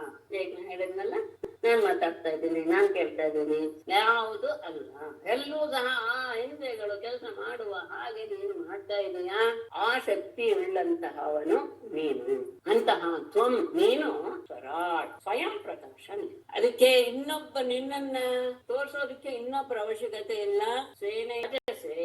ನೀನು ನಿನ್ನಿಂದಲೇ ಬೆಳಗ್ತೀಯ. ನಿನ್ನನ್ನು ತೋರ್ಸಕ್ಕೆ ಇನ್ನೊಂದು ಪ್ರಕಾಶದ ವಸ್ತು ಬೇಡ. ಹಾಗಾಗಿ ಅಜಯ ಮಾಯೆಯಿಂದ ತವ ನಿನ್ನ ಬಲಿಂ ಅಂದ್ರೆ ಪೂಜೆಯನ್ನ ಉದ್ವಹಂತೆ ಎಲ್ಲರೂ ಸಹ ಮಾಡ್ತಾರೆ. ಎಲ್ಲ ದೇವತೆಗಳು ಸಹ ನಿನ್ನ ಶಕ್ತಿಯಾದಂತಹ ಮಾಯದ ಒಳಗಾಗಿ ಎಲ್ಲರೂ ಸಹ ನಿನ್ನನ್ನ ಪೂಜಿಸ್ತಾರೆ. ಅಷ್ಟೇ ಅಲ್ಲ, ಅನಿಮಿಷಾಹ ವಿಶ್ವಸೃಜಃ, ಅನಿಮಿಷಾಹ ದೇವತೆಗಳು ಅಷ್ಟೇ ಅಲ್ಲ, ವಿಶ್ವಸೃಜಃ ಎಲ್ಲ ವಿಶ್ವವನ್ನು ಸೃಷ್ಟಿ ಮಾಡುವಂತಹ ಅದಕ್ಕೆ ಬ್ರಹ್ಮಾದಿಗಳೂ ಸಹ ಸಮದಂತೆ ಮನುಷ್ಯರು ಕೊಟ್ಟಂತಹ, ಅದಂತೆ ಅಂದ್ರೆ ತಿನ್ನೋದು ಅಂತ ಅರ್ಥ, ಮನುಷ್ಯರು ಕೊಟ್ಟಂತಹ ಹವ್ಯಕವ್ಯಾದ ರೂಪವಾದಂತಹ ಬಲಿಯನ್ನ ಅವರು ಸಹ ಮಾಡ್ತಾರೆ. ಹೇಗೆ ವರ್ಷಭುಜ, ವರ್ಷ ಅಂದ್ರೆ ಪ್ರದೇಶ, ಅಂದ್ರೆ ಅನೇಕ ರಾಜ್ಯಗಳಲ್ಲಿ ವಿಭಾಗ, ಅನೇಕ ಪ್ರದೇಶಗಳಾಗಿ ವಿಭಾಗ ಮಾಡಿರುವಂತಹ ಅದಕ್ಕೆ ಒಡೆಯರಾದಂಥವರು. ಅಖಿಲ ಕ್ಷಿತಿಪಟೇ ಚಕ್ರವರ್ತಿಯಾದವನಿಗೆ ಹೇಗೆ ಎಲ್ಲವನ್ನೂ ತಂದು ಒಪ್ಪಿರ್ತಾರೋ, ಹೇಗೆ ತಮ್ಮ ತಮ್ಮ ಪ್ರಜೆಗಳಿಂದ ತೆಗೆದುಕೊಂಡಂತಹ ತೆರಿಗೆ ರೂಪದ ಹಣವನ್ನ ಹೇಗೆ ತಗೊಂಡು ಬಂದು ಚಕ್ರವರ್ತಿಗೆ ಒಪ್ಪಿಸ್ತಾರೋ, ಹಾಗೆ ಇವರೆಲ್ಲರೂ ಸಹ ನಿನ್ನ ಪೂಜೆಯನ್ನು ಮಾಡ್ತಾರೆ. ಹೇಗೆ ಮಾಡ್ತಾರೆ ಅಂದ್ರೆ ಅವರು ನಡೆಸುವ ಕೆಲಸದ ಮೂಲಕ ನಿನ್ನ ಸೇವೆಯನ್ನು ಮಾಡ್ತಾರೆ. ಯಾಕೆ? ಯತ್ರ ಯಾವ ವಿಷಯದಲ್ಲಿ ಯಾವ ದೇವತೆಗಳಾಗಲಿ ಬ್ರಹ್ಮಾದಿಗಳಾಗಲಿ ಅಧಿಕೃತ ನಿಯೋಜಿಸಲ್ಪಟ್ಟಿದಾರೋ, ನೀನು ಈ ಕೆಲಸ ಮಾಡಬೇಕು ಅಂತ ಎಲ್ಲಿ ವಿಧಿ ಆಗಿದೆಯೋ ಅಂಥವರೆಲ್ಲರೂ ಸಹ ಭವತಃ ಚಕಿತ, ನಿನಗೆ ಹೆದರಿದವರಾಗಿ, ನಿನ್ನಿಂದ ಹೆದರಿಕೆಯನ್ನು ಹೊಂದಿದವರಾಗಿ ವಿಧದತೆ ಆ ಕೆಲಸವನ್ನ ಪರಿಪೂರ್ಣವಾಗಿ ಮಾಡ್ತಾರೆ. ಆ ಪರಿಪೂರ್ಣವಾಗಿ ಮಾಡುವುದೇ ನಿನ್ನ ಸೇವೆ ಮಾಡ್ತಾರೆ. ಉಳಿದವರಿಂದ ಎಲ್ಲರಿಗೂ ಸಹ ಅವರು ಆಹಾರವನ್ನ ಹವ್ಯಕವ್ಯಾದಿಗಳನ್ನ ಅವರು ಸಹ ಸೇವಿಸ್ತಾರೆ. ಒಂದು ಬಲಿಯನ್ನು ಅವನ ವಿಷಯದಲ್ಲಿ ಬಲಿ ಅನ್ನೋದು ಪರಮಾತ್ಮನ ವಿಷಯ ತಗೊಂಡಾಗ ಸೇವೆ ಅವರೆಲ್ಲರೂ ಮಾಡಿದಾಗ ಈ ಮನುಷ್ಯರು ಯಾವ ರೂಪದಲ್ಲಿ ಅವರಿಗೆ ಎಲ್ಲವನ್ನೂ ಸಹ ಕೊಡ್ತಾರೆ, ಅದನ್ನ ಅವರು ಸೇವೆ ಮಾಡ್ತಾರೆ. ಅಂದರೆ ನಿನ್ನ ಆಜ್ಞಾ ಪಾಲನೆ ಎನ್ನುವಂಥದ್ದೇ ಇಲ್ಲಿ ಬಲಿ ಅನ್ನುವುದು ವಿಶೇಷ ಪರಮಾತ್ಮನ ವಿಷಯದಲ್ಲಿ. ಅದನ್ನ ಅವರು ಬಹಳ ಸಮರ್ಪಕ ಮಾಡ್ತಾರೆ. ಯಾಕೆ ಅಂದ್ರೆ ನಿನಗೆ ಇದನ್ನ ಶ್ರುತಿಯ ಹೇಳಿದೆ, ಭೀಷಾಸ್ಮಾತ್ ವಾತಃ ಪವತೆ ಭೀಷೋದೇತಿ ಸೂರ್ಯ ಭೀಷಾಸ್ಮಾತ್ ಅಗ್ನಿಶ್ಚ ಇಂದ್ರಶ್ಚ ಮೃತ್ಯರ್ಥಾವತಿ ಪಂಚಮಃ. ಎಲ್ಲವೂ ಸಹ ಲೋಕದಲ್ಲಿ ನಡೀತಾ ಇರೋದು ಹೆದರಿಕೆಯಿಂದಲೇ. ಹೆದರಿಕೆ ಒಂದು ಇಲ್ಲದಿದ್ದರೆ ಲೋಕದಲ್ಲಿ ಯಾವ ಕೆಲಸವೂ ಸಹ ಸರಿಯಾಗಿ ನಡೆಯುವುದಿಲ್ಲ. ಪ್ರತಿಯೊಂದು ಸಹ ಸಂದರ್ಭದಲ್ಲಿ ಎಲ್ಲೂ ಆಗ್ತಾ ಇದೆ ಅಂತ ಹೇಳಿದ್ರೆ, ಗಾಳಿ ಬೀಸ್ತಾ ಇದೆ, ಸೂರ್ಯ ಹೋಗ್ತಾ ಇದ್ದಾನೆ, ತಮ್ಮ ತಮ್ಮ ಕೆಲಸಗಳನ್ನ ಎಲ್ಲರೂ ಮಾಡ್ತಿದ್ದಾರೆ ಅಂದ್ರೆ ಹೆದರಿಕೆಯೇ ಕಾರಣ ಅನ್ನೋದು ಇಲ್ಲಿ ತಗೊಂಡು, ನಿನಗೆ ಇಂದ್ರಿಯಗಳಿಲ್ಲ ಹೌದು, ಆದರೆ ಎಲ್ಲ ಇಂದ್ರಿಯಗಳಿಗೂ ಸಹ ಪ್ರೇರಕ ಶಕ್ತಿಯಾದವನು ಅದನ್ನ ತಿಳಿಸುವಂತಹ ಶ್ರೀಧರಿಯರ ಮಾತು. ಅಂದ್ರೆ ಇಲ್ಲಿ ನಿನಗೆ ಇಂದ್ರಿಯಗಳಿಲ್ಲ, ಆದರೆ ಎಲ್ಲ ಪ್ರಾಣಿಗಳು ಸಹ ಇಂದ್ರಿಯಗಳಿಂದ ಕೆಲಸ ಮಾಡಿಸುವಂತಹ ಶಕ್ತಿ ಉಳ್ಳವನು ನೀನೇ ಆಗಿದೀಯ. ಯಾಕೆಂದ್ರೆ ನೀನು ಸ್ವಯಂ ಪ್ರಕಾಶ. ಅವಕಾಶ. ಇಂದ್ರಾದಿ ದೇವತೆಗಳು ನಿನಗೆ ಎಲ್ಲ ರೀತಿಯ ಪೂಜೆಯನ್ನು ಸಲ್ಲಿಸ್ತಾರೆ. ಶಿಕ್ಷಕರಾದ ಉನ್ಮಾದಿಗಳು ಎಲ್ಲರೂ ಸಹ ನಿನ್ನ ಮಾಯೆಯಿಂದ ಆವೃತರಾಗಿ ನಿನಗೆ ಪೂಜೆ ಸಲ್ಲಿಸ್ತಾರೆ. ಮತ್ತೆ ಇವರು ಮನುಷ್ಯರು ಕೊಟ್ಟಂತಹ ಹವ್ಯ ಕವ್ಯಾದಿಗಳನ್ನು ಸಹ ಅವರು ಸೇವಿಸ್ತಾರೆ. ಹೇಗೆ ಅಂದ್ರೆ ಸಾಮಂತರಾಜರು ಪ್ರಜೆಗಳಿಂದ ಪ್ರಜೆಗಳಿಗೆ ಸಾಮಂತರಾಜರು ಪೂಜ್ಯರಿರ್ತಾನೆ, ಅವರಿಗೆ ರಾಜರು. ಆದರೆ ಅವರಿಗೆ ಪೂಜ್ಯರಾದರೂ ಸಹ ಅವರಿಂದ ತೆಗೆದುಕೊಂಡಂತಹ ಹಣವನ್ನ ಚಕ್ರವರ್ತಿಗೆ ತೆಗೆದುಕೊಂಡು ಹೋಗಿ ಒಪ್ಪಿಸ್ತಾರೆ ಸಾಮಂತರಾಜರಿಗೆ. ಈ ಪ್ರಜೆಗಳು ಕೊಟ್ಟಂತಹದನ್ನೆಲ್ಲ ಅವರು ಅನುಭವಿಸ್ತಾರೆ. ಅದನ್ನು ತಗೊಂಡಾಗಿ ಕೆಲವನ್ನ ಅಲ್ಲಿಗೂ ಸಹ ಸಮರ್ಪಿಸ್ತಾರೆ. ನಿನಗೆ ಹೆದರಿ ಪ್ರತಿಯೊಬ್ಬರೂ ಸಹ ತಮ್ಮ ತಮ್ಮ ಅಧಿಕಾರದ ಕರ್ತವ್ಯವನ್ನ ಪಾಲನೆ ಮಾಡ್ತಾರೆ. ಶ್ರೀಧರೇಯರು ಹೇಳಿರುವಂತಹ ಶ್ಲೋಕ ನೋಡೋಣ. ಅನಿಂದ್ರಿಯೋಭಿಯೋ ದೇವ ಸರ್ವಕಾರಕ ಶಕ್ತಿ ದೃಕ್ ಸರ್ವಜ್ಞ ಸರ್ವಕರ್ತ ಚ ಸರ್ವಸೇವ್ಯಂ ನಮಾಮಿತಂ. ಅನಿಂದ್ರಿಯ ಅಪಿ ಇಂದ್ರಿಯದಿಟ್ಟರೂ ಸಹ ಯಹ ದೇವ ಯಾವ ಪರಮಾತ್ಮ ಸರ್ವಕಾರಕ ಶಕ್ತಿ ದೃಕ್ ಎಲ್ಲರ ಇಂದ್ರಿಯಗಳಿಂದಲೂ ಕೆಲಸ ಮಾಡಿಸುವಂತಹ ಸಾಮರ್ಥ್ಯವನ್ನು ಶಕ್ತಿಯನ್ನು ಹೊಂದಿರುವಂತವನು. ಹೇಗೆ ಅವನೇನಾಗಿರ್ಬೇಕು ಅದೆಲ್ಲ ಮಾಡಿಸುವಾಗ? ಸರ್ವಜ್ಞ ಸರ್ವಕರ್ತ ಸರ್ವಸೇವ್ಯ ಅವನು ಎಲ್ಲವನ್ನೂ ತಿಳಿದವನು, ಎಲ್ಲವನ್ನೂ ಮಾಡಿಸುವವನು. ಅಷ್ಟೇ ಅಲ್ಲ, ಎಲ್ಲರಿಂದಲೂ ಸೇವಿಸಲ್ಪಡುವವನು. ಅಂತಹ ಪರಮಾತ್ಮನನ್ನ ನಾನು ಆಯ್ತು. ಹಾಗಾದ್ರೆ ಹೀಗೆ ಇಂದ್ರಿಯಗಳಿಗೆಲ್ಲ ಪ್ರಚೋದನೆ ಕೊಟ್ಟು ಆ ಇಂದ್ರಿಯಗಳು ಕೆಲಸ ಮಾಡುವ ಹಾಗೆ ಮಾಡುವಂಥದ್ದು ನಾವೆಲ್ಲ ಇಂದ್ರಿಯಗಳಿಗೆ ಅಧೀನವಾಗಿ ಬಿಟ್ಟಿದ್ದೀವಿ. ಹಾಗಾಗಿ ಅದರ ಮೂಲಕ ಮನುಷ್ಯರು ಆತನನ್ನ ಭಜಿಸ್ತಾರೆ. ಹಾಗಾಗಿ ನಾವೆಲ್ಲ ಏನು ಪರಾಧೀನ ಅಂತ. ಕೇವಲ ಇಷ್ಟರಿಂದಲೇ ನಾವು ಪರಾಧೀನ ಅಲ್ಲ, ನಾವು ಹುಟ್ಟಿರೋದೇ ಅವನಿಂದ, ಆದ್ರೂ ನಾವು ಪರಾಧೀನರೇ ಅಂತ ಹೇಳೋದಕ್ಕೆ ಮುಂದಿನ ಶ್ಲೋಕ. ಸ್ಥಿರಚರ ಜಾತಯಸ್ಯು ಅಜಯೋತ್ಥ ನಿಮಿತ್ತಯುಜೋ ವಿಹರವು ದೀಕ್ಷಯ ಯದಿ ಪರಸ್ಯ ವಿಮುಕ್ತ ತತಃ ನಹಿ ಪರಮಸ್ಯ ಕಶ್ಚಿದ ಪರೋ ನ ಪರಶ್ಚ ಭವೇತ್ ವಿಯತೈವಾಪದಸ್ಯ ತವ ಪುಣ್ಯತಲಾಂ ದಧತಃ. ಹೇಗೆ ಆವಿರ್ಭಾವ ಆಗ್ತಾರೆ ಎಲ್ರು ಅಂದ್ರೆ ಅದಕ್ಕೆ ಶ್ರುತಿಯನ್ನು ಎಲ್ಲಿ ಕೊಡ್ತಾರೆ ಅದು ಹೇಳ್ಬಿಟ್ಟು ಮುಂದೆ ಬರ್ತೀನಿ. ಯಥಾ ಅಗ್ನೇಃ ಕ್ಷುದ್ರ ವಿಸ್ಫುಲಿಂಗಾಃ ವ್ಯುಚ್ಚರಂತಿ ಏವಮೇವ ಅಸ್ಮಾದಾತ್ಮನಃ ಸರ್ವೇ ಪ್ರಾಣಾಃ ಸರ್ವೇ ಲೋಕಾಃ ಸರ್ವೇ ದೇವಾಃ ಸರ್ವಾಣಿ ಭೂತಾನಿ ಸಾತ್ಮಾನಃ ವ್ಯುಚ್ಚರಂತಿ ಅಂತ ಶ್ರುತಿ. ಹೇಗೆ ಅಗ್ನಿಯಿಂದ ಸಣ್ಣ ಸಣ್ಣ ಸಣ್ಣ ಕಿಡಿಗಳು ಹೇಗೆ ಹೊರಗೆ ಬರುತ್ತೋ ಹಾಗೇನೆ ಆ ಪರಮಾತ್ಮನಿಂದಲೇ ಎಲ್ಲ ಪ್ರಾಣಗಳು, ಎಲ್ಲ ಲೋಕಗಳು, ಎಲ್ಲ ದೇವತೆಗಳು, ಎಲ್ಲ ಭೂತಗಳು, ಎಲ್ಲ ಆತ್ಮಗಳು ಸಹ ಜೀವಾತ್ಮಗಳು ಅಂತ ಏನಿರುತ್ತೋ ಎಲ್ಲವೂ ಬರುತ್ತೆ. ಅವನಿಂದಲೇ ಎಲ್ಲವೂ ಹೊರಗೆ ಬರೋದ್ರಿಂದ ನಾವು ಅವನಿಗೆ ಅವನ ಅಧೀನರೇ ಆಗಿರ್ಬೇಕು. ಅದು ಒಂದು ಕಾರಣ. ಕೇವಲ ಇಂದ್ರಿಯಗಳು ಮಾತ್ರ ಅಲ್ಲ, ಎಲ್ಲವೂ ಸಹ ವಿಮುಕ್ತ. ಅದು ಮೊದಲು ಹಾಕೊಂಡಿದ್ದಾರೆ, ಹಾಕಿದ್ದಾರೆ ಇದರಲ್ಲಿ. ಯಾಕೆಂದ್ರೆ ಅವನಿಗೆ ಯಾವುದರ ಸಂಖ್ಯೆ ವಿಮುಕ್ತ ಯದಿ ಅಜಯ ವಿಹರಃ ತತಃ ಪರಸ್ಯ ಉದೀಕ್ಷಯ ಉತ್ಥ ನಿಮಿತ್ತ ಯುಜಃ ಸ್ಥಿರಚರ ಜಾತಯಃ ಸ್ಯುಃ ಅಪದಸ್ಯ ಶೂನ್ಯತಲಾಂ ದಧತಃ ಪರಮಸ್ಯ ತವ ಕಶ್ಚಿತ್ ಅಪರಃ ಪರಃ ಚ ನ ಭವೇತ್. ಪರಮಸ್ಯ ತವ ಕಶ್ಚಿತ್ ಅಪರಃ ನಹಿ. ಇಲ್ಲ, ಹಿಂದೆ ಅದಾದ್ಮೇಲೆ ಪರಃ ಚ ನ ಭವೇತ್ ವಿಯತಃ ಇವ. ವಿಮುಕ್ತಗಳು ಸಹ ಮುಕ್ತನಾಗೇ ಇರ್ತಿ. ಯಾವುದರ ಸಂಪರ್ಕವು ಸಹವಾಸವು ಸಂಘವು ಇಲ್ಲದೆ ಇರುವಂತವನು ನಿತ್ಯ ಮುಕ್ತ. ಯದಿ ಒಂದು ವೇಳೆ ಅಜಯ ನಿನ್ನ ಮಾಯೆಯಿಂದ ವಿಹಾರ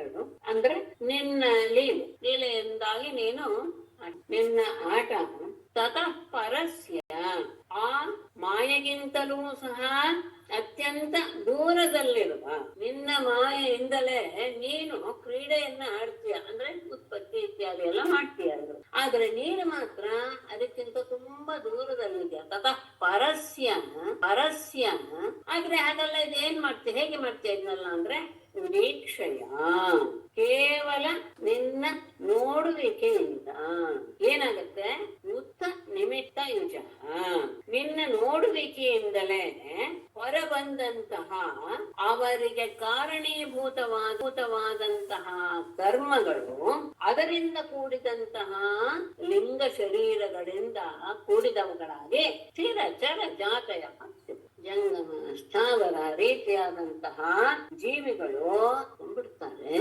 ನೀನು ಮಾಯೆಯಿಂದ ಕೂಡಿದವನಾಗಿ ಕ್ರೀಡೆ ಇರ್ತೀಯ, ಆದ್ರೆ ನೀನು ಮಾಯೆಗಿಂತ ಬಹಳ ದೂರದಲ್ಲಿರುವವನು.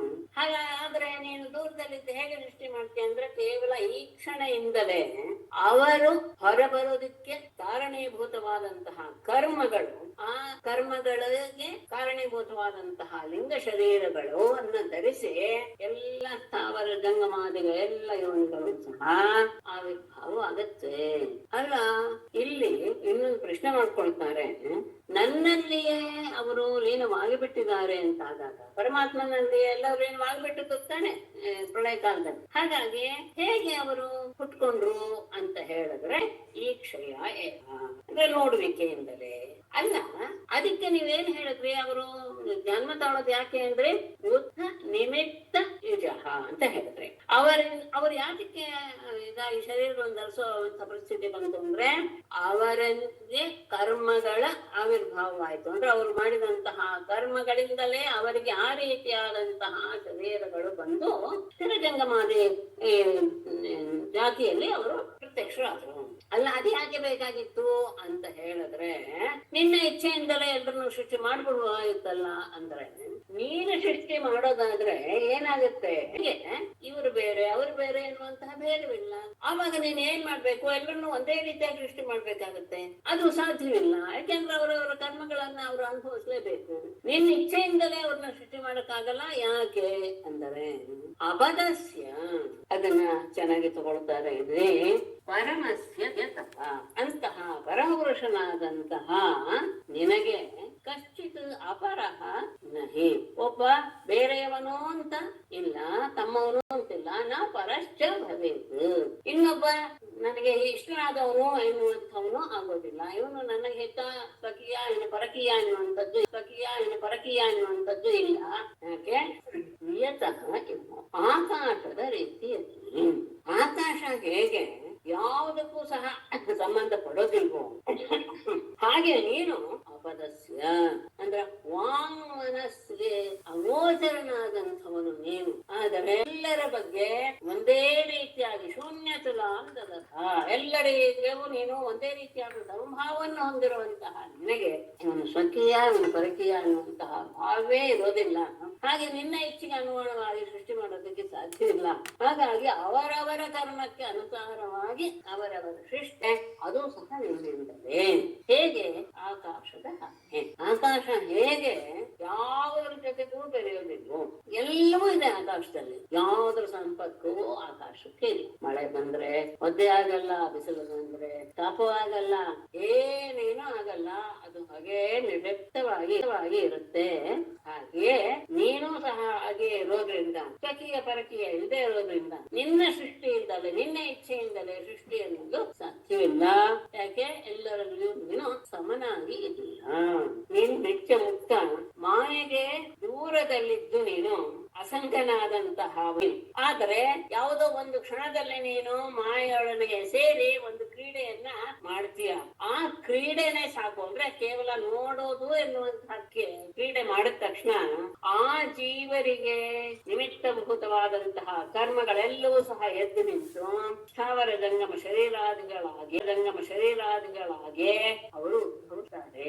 ನಿನ್ನ ಇಚ್ಛೆಯಿಂದಲೇ ಆಗೋದಿಲ್ಲ. ಯಾಕೆಂದ್ರೆ ಪರಮ ಕಾರಣಕನಾದಂತಹ ನಿನಗೆ ಇವನು ಪರಕೀಯ ನನ್ನವನು ಎನ್ನುವಂತಹ ಭೇದವೇ ಇಲ್ಲ. ಆಕಾಶದ ಹಾಗೆ ನೀನು ನಿರ್ಲಿಪ್ತ, ಸರ್ವಸಮ, ಎಲ್ಲರ ಬಗ್ಗೆಯೂ ಅದೇ ರೀತಿಯಾಗಿ ವ್ಯವಹಾರ ಮಾಡ್ತೀಯ. ಮತ್ತೆ ಗೋಚರ, ಹಾಗಾಗಿ ನೀನು ನಿನ್ನ ಇಚ್ಛೆಯಿಂದ ಮಾಡೋದಿಲ್ಲ, ಅವರವರ ಕರ್ಮಕ್ಕೆ ಅನುಸಾರವಾಗಿ ಅವರು ಉದ್ಭವಿಸ್ತಾರೆ. ಇದನ್ನ ಶ್ರೀಧರೆಯರು ಹೇಳಿರುವುದನ್ನು ನೋಡೋಣ. ಸ್ವದೀಕ್ಷಣ ವಶ ಕ್ಷೋಭಮಾಯಾ ಬೋಧಿತ ಕರ್ಮಭಿಃ ಜಾತಾನ್ ಸಂಸರತಃ ಖಿನ್ನಾನ್ ಗೃಹರೇ ಪಿತಃ. ಸಂಬೋಧನೆ. ತಂದೆಯೇ, ಸ್ವದೀಕ್ಷಣ ವಶ ಕ್ಷೋಭ ಮಾಯಾ ಬೋಧಿತ ಕರ್ಮಭಿಃ, ನಿನ್ನ ಕೇವಲ ಈ ಕ್ಷಣದಕ್ಕೆ ವಶವಾಗಿ ಎಲ್ಲ ಅವರವರ ಮಾಡಿದಂತಹ ಕರ್ಮಗಳೆಲ್ಲವೂ ಸಹ ಎದ್ದು ನಿಂತು ಆ ಕರ್ಮಗಳಿಂದ ಕೂಡಿ ಶರೀರವನ್ನು ಧರಿಸಿ ತಾನು ಹುಟ್ಟಿದಂತಹ ಮತ್ತೆ ಸಂಸಾರತಃ ಖಿನ್ನಾನ್, ಈ ಸಂಸಾರದಲ್ಲಿ ಮುಳುಗಿ ಖೇದಗೊಂಡಂತಹ ನಮ್ಮನ್ನ ಗೃಹರೇ ಪರಮಾತ್ಮನೇ ರಕ್ಷಣೆ ಮಾಡು.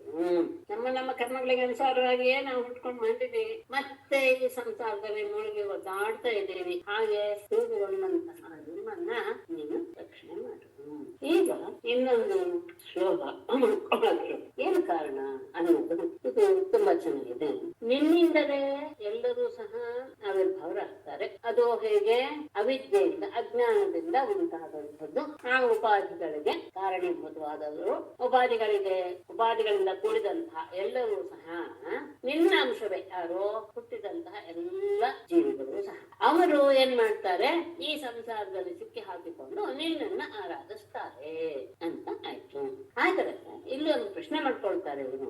ಹಾಗಾದ್ರೆ ಒಂದೇ, ಆಗ ಜೀವ ಅನ್ನೋದು ಒಂದೇ ಅಂತ ಆಯ್ತು ತಾನೆ, ಜೀವಾತ್ಮ ಒಂದೇ, ಎಲ್ಲ ಪರಮಾತ್ಮ ಒಂದೇ ಅಂತ ಆದ್ಮೇಲೆ ಇರೋದು ಒಂದೇ ಅಂತ ಆಯ್ತು.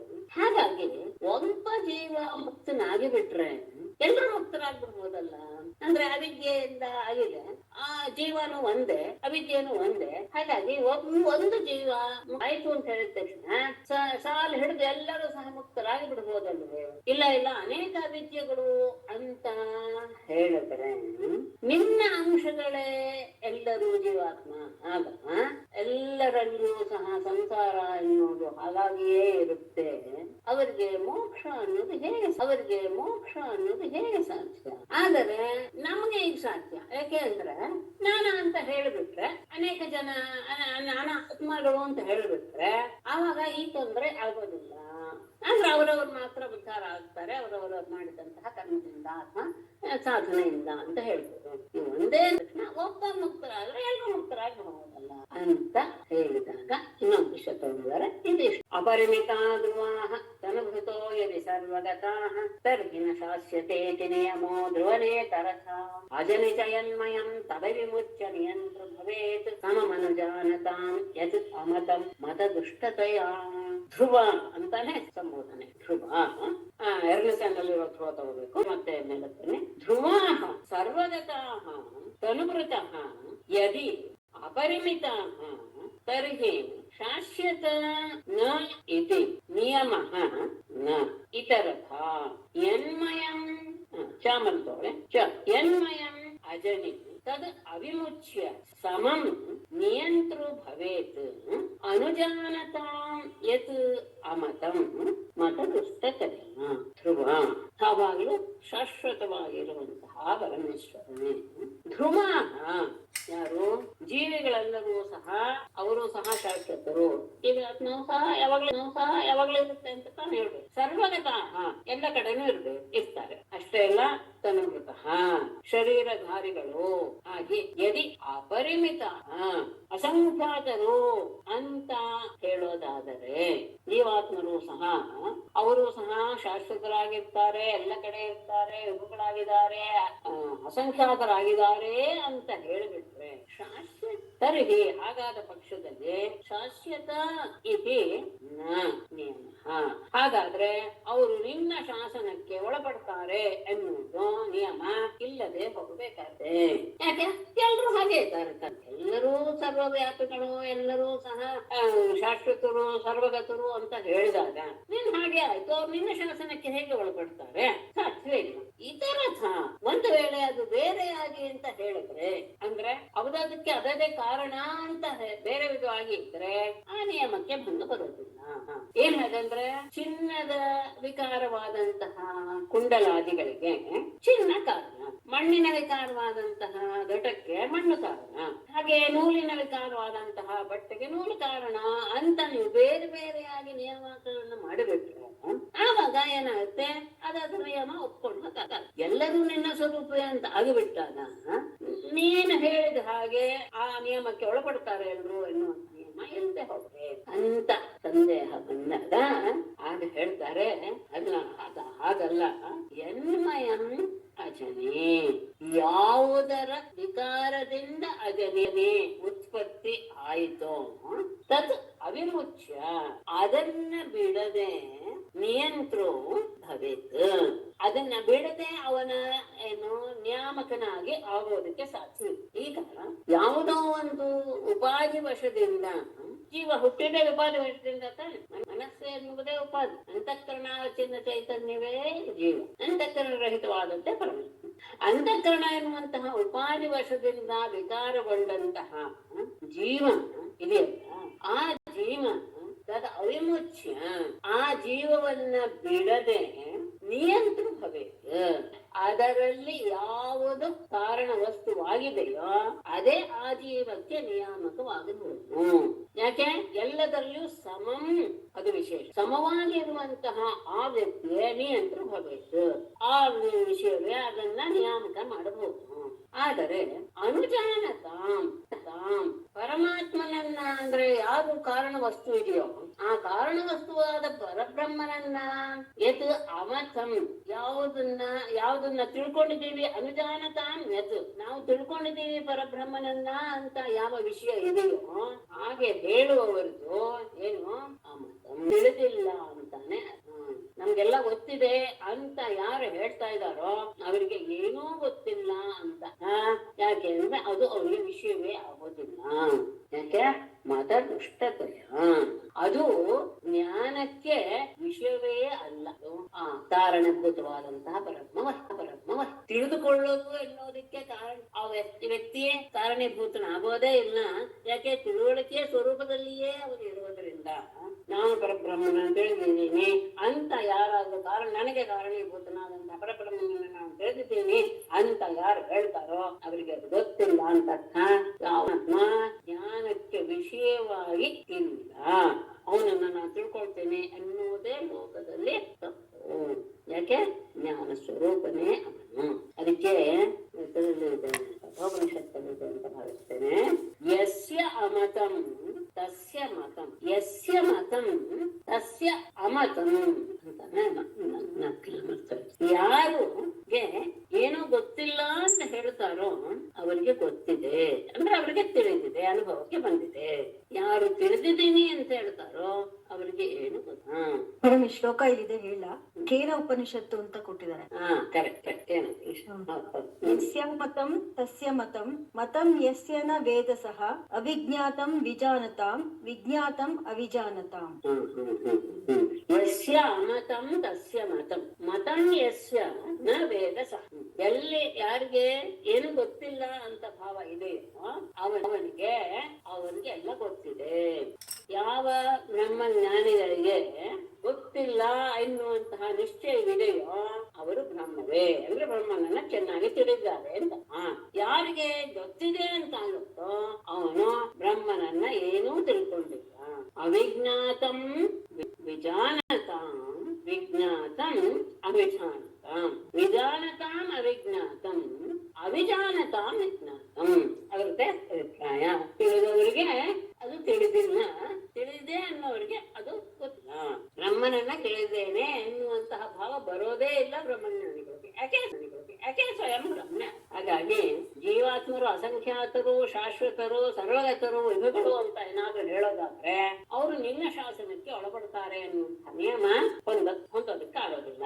ಇಲ್ಲ ಬೇರೆ ರೀತಿಯಾಗಿ ಅಂದ್ರೆ ಒಂದೊಂದಕ್ಕೆ ಒಂದೊಂದು ಕಾರಣ, ಇವ್ನು ಹುಟ್ಟೋದಕ್ಕೆ ಇದು ಕಾರಣ ಅಂತ ಒಬ್ಬೊಮ್ಮರಿಗೆ ಹೇಳ್ಕೊಂಡ್ ಬಂದ್ರೆ, ಚಿನ್ನಕ್ಕೆ ಖಂಡರಾದಿಗಳಿಗೆ ಚಿನ್ನ ಕಾರಣ, ಘಟರಾದಿಗಳಿಗೆ ಮಣ್ಣು ಕಾರಣ ಅಂತ ಹೇಳಿದ್ರೆ, ಯಾವ್ದ್ರಿಂದ ಹುಟ್ಟಿದ್ಯೋ ಅದೇ ಕಾರಣ ಅಂತ ಹೇಳ್ಕೊಂಡು ಬಂದ್ರೆ ಈ ನಿಯಮಕ್ಕೆ ನಿಲ್ಲಲ್ಲ. ಆದರೆ ಉಪಾಧಿ ವಶದಿಂದ ಯಾವುದರ ವಿಕಾರವೆನಿಸಿಕೊಂಡು ಜೀವ ಎನ್ನುವಂತಹದ್ದು ಆವಿರ್ಭಾವ ಆಯಿತು, ಆ ಜೀವವನ್ನ ಬಿಡದೆ ಅದರೊಳಗೆ ನಿಯಾಮಕನಾಗಿರುವಂತಹ ಒಂದು ಕಾರಣ ವಸ್ತು ಇದೆಯಲ್ಲ, ಅದು ಜೀವಕ್ಕೆ ನಿಯಾಮಕವಾಗುತ್ತೆ. ಕಾರಣ ವಸ್ತುವಾದಂತಹ ಬ್ರಹ್ಮನನ್ನ ಯಾರು ತಿಳಿದಿದ್ದೀವಿ ಅಂತಾರೋ ಅವರಿಗೆ ಅದು ಗೊತ್ತಿಲ್ಲ. ಯಾಕೆ ಅಂದ್ರೆ ಜ್ಞಾನಕ್ಕೆ ವಿಷಯವಲ್ಲ ಪರಮಾತ್ಮ, ಆತ್ಮನನ್ನು ತಿಳಿತಾನೆ ಅನ್ನುವಂತ ಮಾತು. ಇದಕ್ಕೆ ಉದಾಹರಣೆಯನ್ನ ವಿರುದ್ಧ ಹೇಳುವುದನ್ನ ನೋಡೋಣ. ಅಂತರ್ಯಂತ ಸರ್ವಲೋಕಸ್ಯ ಗೀತಃ ಶ್ರುತ್ಯಾ ಯುಕ್ತ್ಯಾ ಚೈವಮೇವಾವಸೇಯಃ ಯಸ್ ಸರ್ವಜ್ಞಃ ಸರ್ವಶಕ್ತಿರ್ ನೃಸಿಂಹಃ ಶ್ರೀಮಂತಂ ತಂ ಚೇತಸೈವಾವಲಂಬೆ. ಅಂತರ್ಯಂತ ಒಳಗೆ ಎದ್ದು ನಿಯಾಮಕ ಮಾಡುವಂತಹ ಸರ್ವಲೋಕಸ್ಯ ಎಲ್ಲ ಲೋಕಗಳಿಂದಲೂ ಹೊಗಳಲ್ಪಡುವಂತಹನು ಯಾವುದರಿಂದ? ಶ್ರುತ್ಯ ಯುಕ್ತ್ಯಾಚ ಏವಂ ಶ್ರುತ್ಯ ಗೀತಃ ಯುಕ್ತ್ಯಾಚ ಏವಮೇವ ಅವಸೇಯಃ. ಯುಕ್ತಿಯಿಂದಲೇ ಅವನನ್ನು ನಾವು ತಿಳಿದುಕೊಳ್ಳಬೇಕು. ಯಹ ಸರ್ವಜ್ಞಃ ಸರ್ವಶಕ್ತಿ ಎಲ್ಲವನ್ನು ಅರಿತಿರುವಂತಹ ಎಲ್ಲ ಶಕ್ತಿಯುಳ್ಳವಂತಾದಂತಹ ನೃಸಿಂಹ ತಂ ಶ್ರೀಮಂತಂ ಅಂತಹ ಪರಿಪೂರ್ಣನಾದಂತಹ ಅವನನ್ನ ಚೇತಸ ಏವ ಅವಲಂಬೆ, ನಾನು ಮನಸ್ಸಿನಿಂದಲೇ ಅವನನ್ನ ನಾನು ಆಶ್ರಯಿಸ್ತೇನೆ. ಆಮೇಲೆ ಹಾಗಾಗಿ ಈಗ ಏನ್ ಹೇಳಿದ್ರೆ ಪರಮಾತ್ಮನಿಂದಲೇ ಜೀವಗಳು ಹುಟ್ಟುತ್ತವೆ ಅಂತ ಹೇಳಿದ್ವಿ. ಆವಾಗ ಒಬ್ಬ ನಿಯಮ ಮಾಡೋರಿದ್ದಾನೆ, ನಾವು ನಿಯಮಕ್ಕೆ ಒಳಪಡ್ತೀವಿ ಅಂತ ಹೇಳಿದ್ರಿ. ಹಾಗೆ ಆದಾಗ ಏನಾಗತ್ತೆ, ಜೀವಿಗಳೆಲ್ಲರಿಗೂ ಸಹ ಸ್ಥಿರವಲ್ಲ ಅಂತ ಆಗ್ಬೋಯ್ತು. ಆ ಮೋಕ್ಷ ಎನ್ನುವಂತಹ ಬಂದರೆ ಜೀವಕ್ಕೆ ಅವನ ಸ್ವರೂಪ ಬೇರೆ ಆಗಿಬಿಡಲ್ವೇ? ಸ್ವರೂಪ ಅಂದ್ರೆ ಆತನ ಇನ್ನೊಬ್ಬ ನಿಯಮ ಮಾಡ್ತಾ ಇದ್ದಾನೆ ಅಂದ್ರೆ ಅವನ ತನ್ನ ಸ್ವರೂಪವನ್ನ ಹೇಗೆ ತಿಳ್ಕೊಳ್ತಾನೆ ಅಂತ ಹೇಳಿದ್ರೆ, ಇಲ್ಲ, ಮೋಕ್ಷ ಶಬ್ದಕ್ಕೆ ಏನು ಎನ್ನುವುದನ್ನ ಉಪಾಧಿಯಿಂದ ಕೂಡಿರುವಂತಹ ಆ ಜನ್ಮ, ಆ ಉಪಾಧಿನ ಕಳೆದುಕೊಂಡ್ರೆ ಸಾಕು, ಆತ ಸ್ವಸ್ವರೂಪವನ್ನು ಕಳ್ಕೊಳ್ತಾನೆ. ಅಲ್ಲಿವರೆಗೂ ಸಹ ನಿಯಂತ್ರಣ ನಿಯಾಮಕ ನಘಟ ಉದ್ಭವ ಪ್ರಕೃತಿ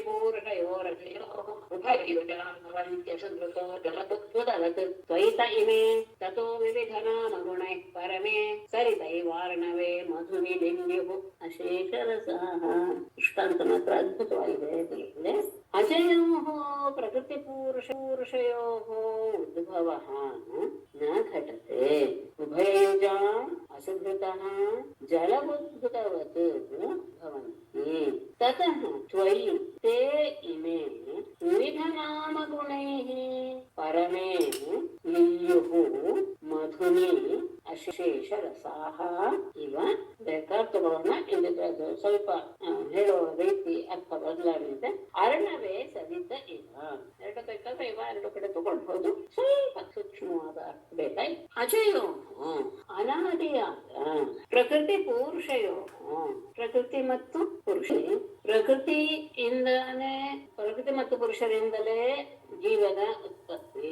ಅವರಿಬ್ಬರು ಏನೋ ಪುರುಷ ಅಂದ್ರೆ ಜೀವಾತ್ಮ, ಪ್ರಕೃತಿ ಅಂದ್ರೆ ಅವರಿಬ್ಬರು ಸಹ ಉತ್ಪತ್ತಿ ರಹಿತ. ಹಾಗಾಗಿ ಉತ್ಪತ್ತಿ ರಹಿತರಾದಂತಹ ಅವರಿಬ್ಬರಿಂದ ಉದ್ಭವ ಜೀವರೂಪದಿಂದ ಜೀವಗಳು ಹುಟ್ಟುತ್ತವೆ ಎನ್ನುವುದಕ್ಕೆಲ್ಲ ನಘಟೆ, ಅದು ಹೊಂದೋದಿಲ್ಲ.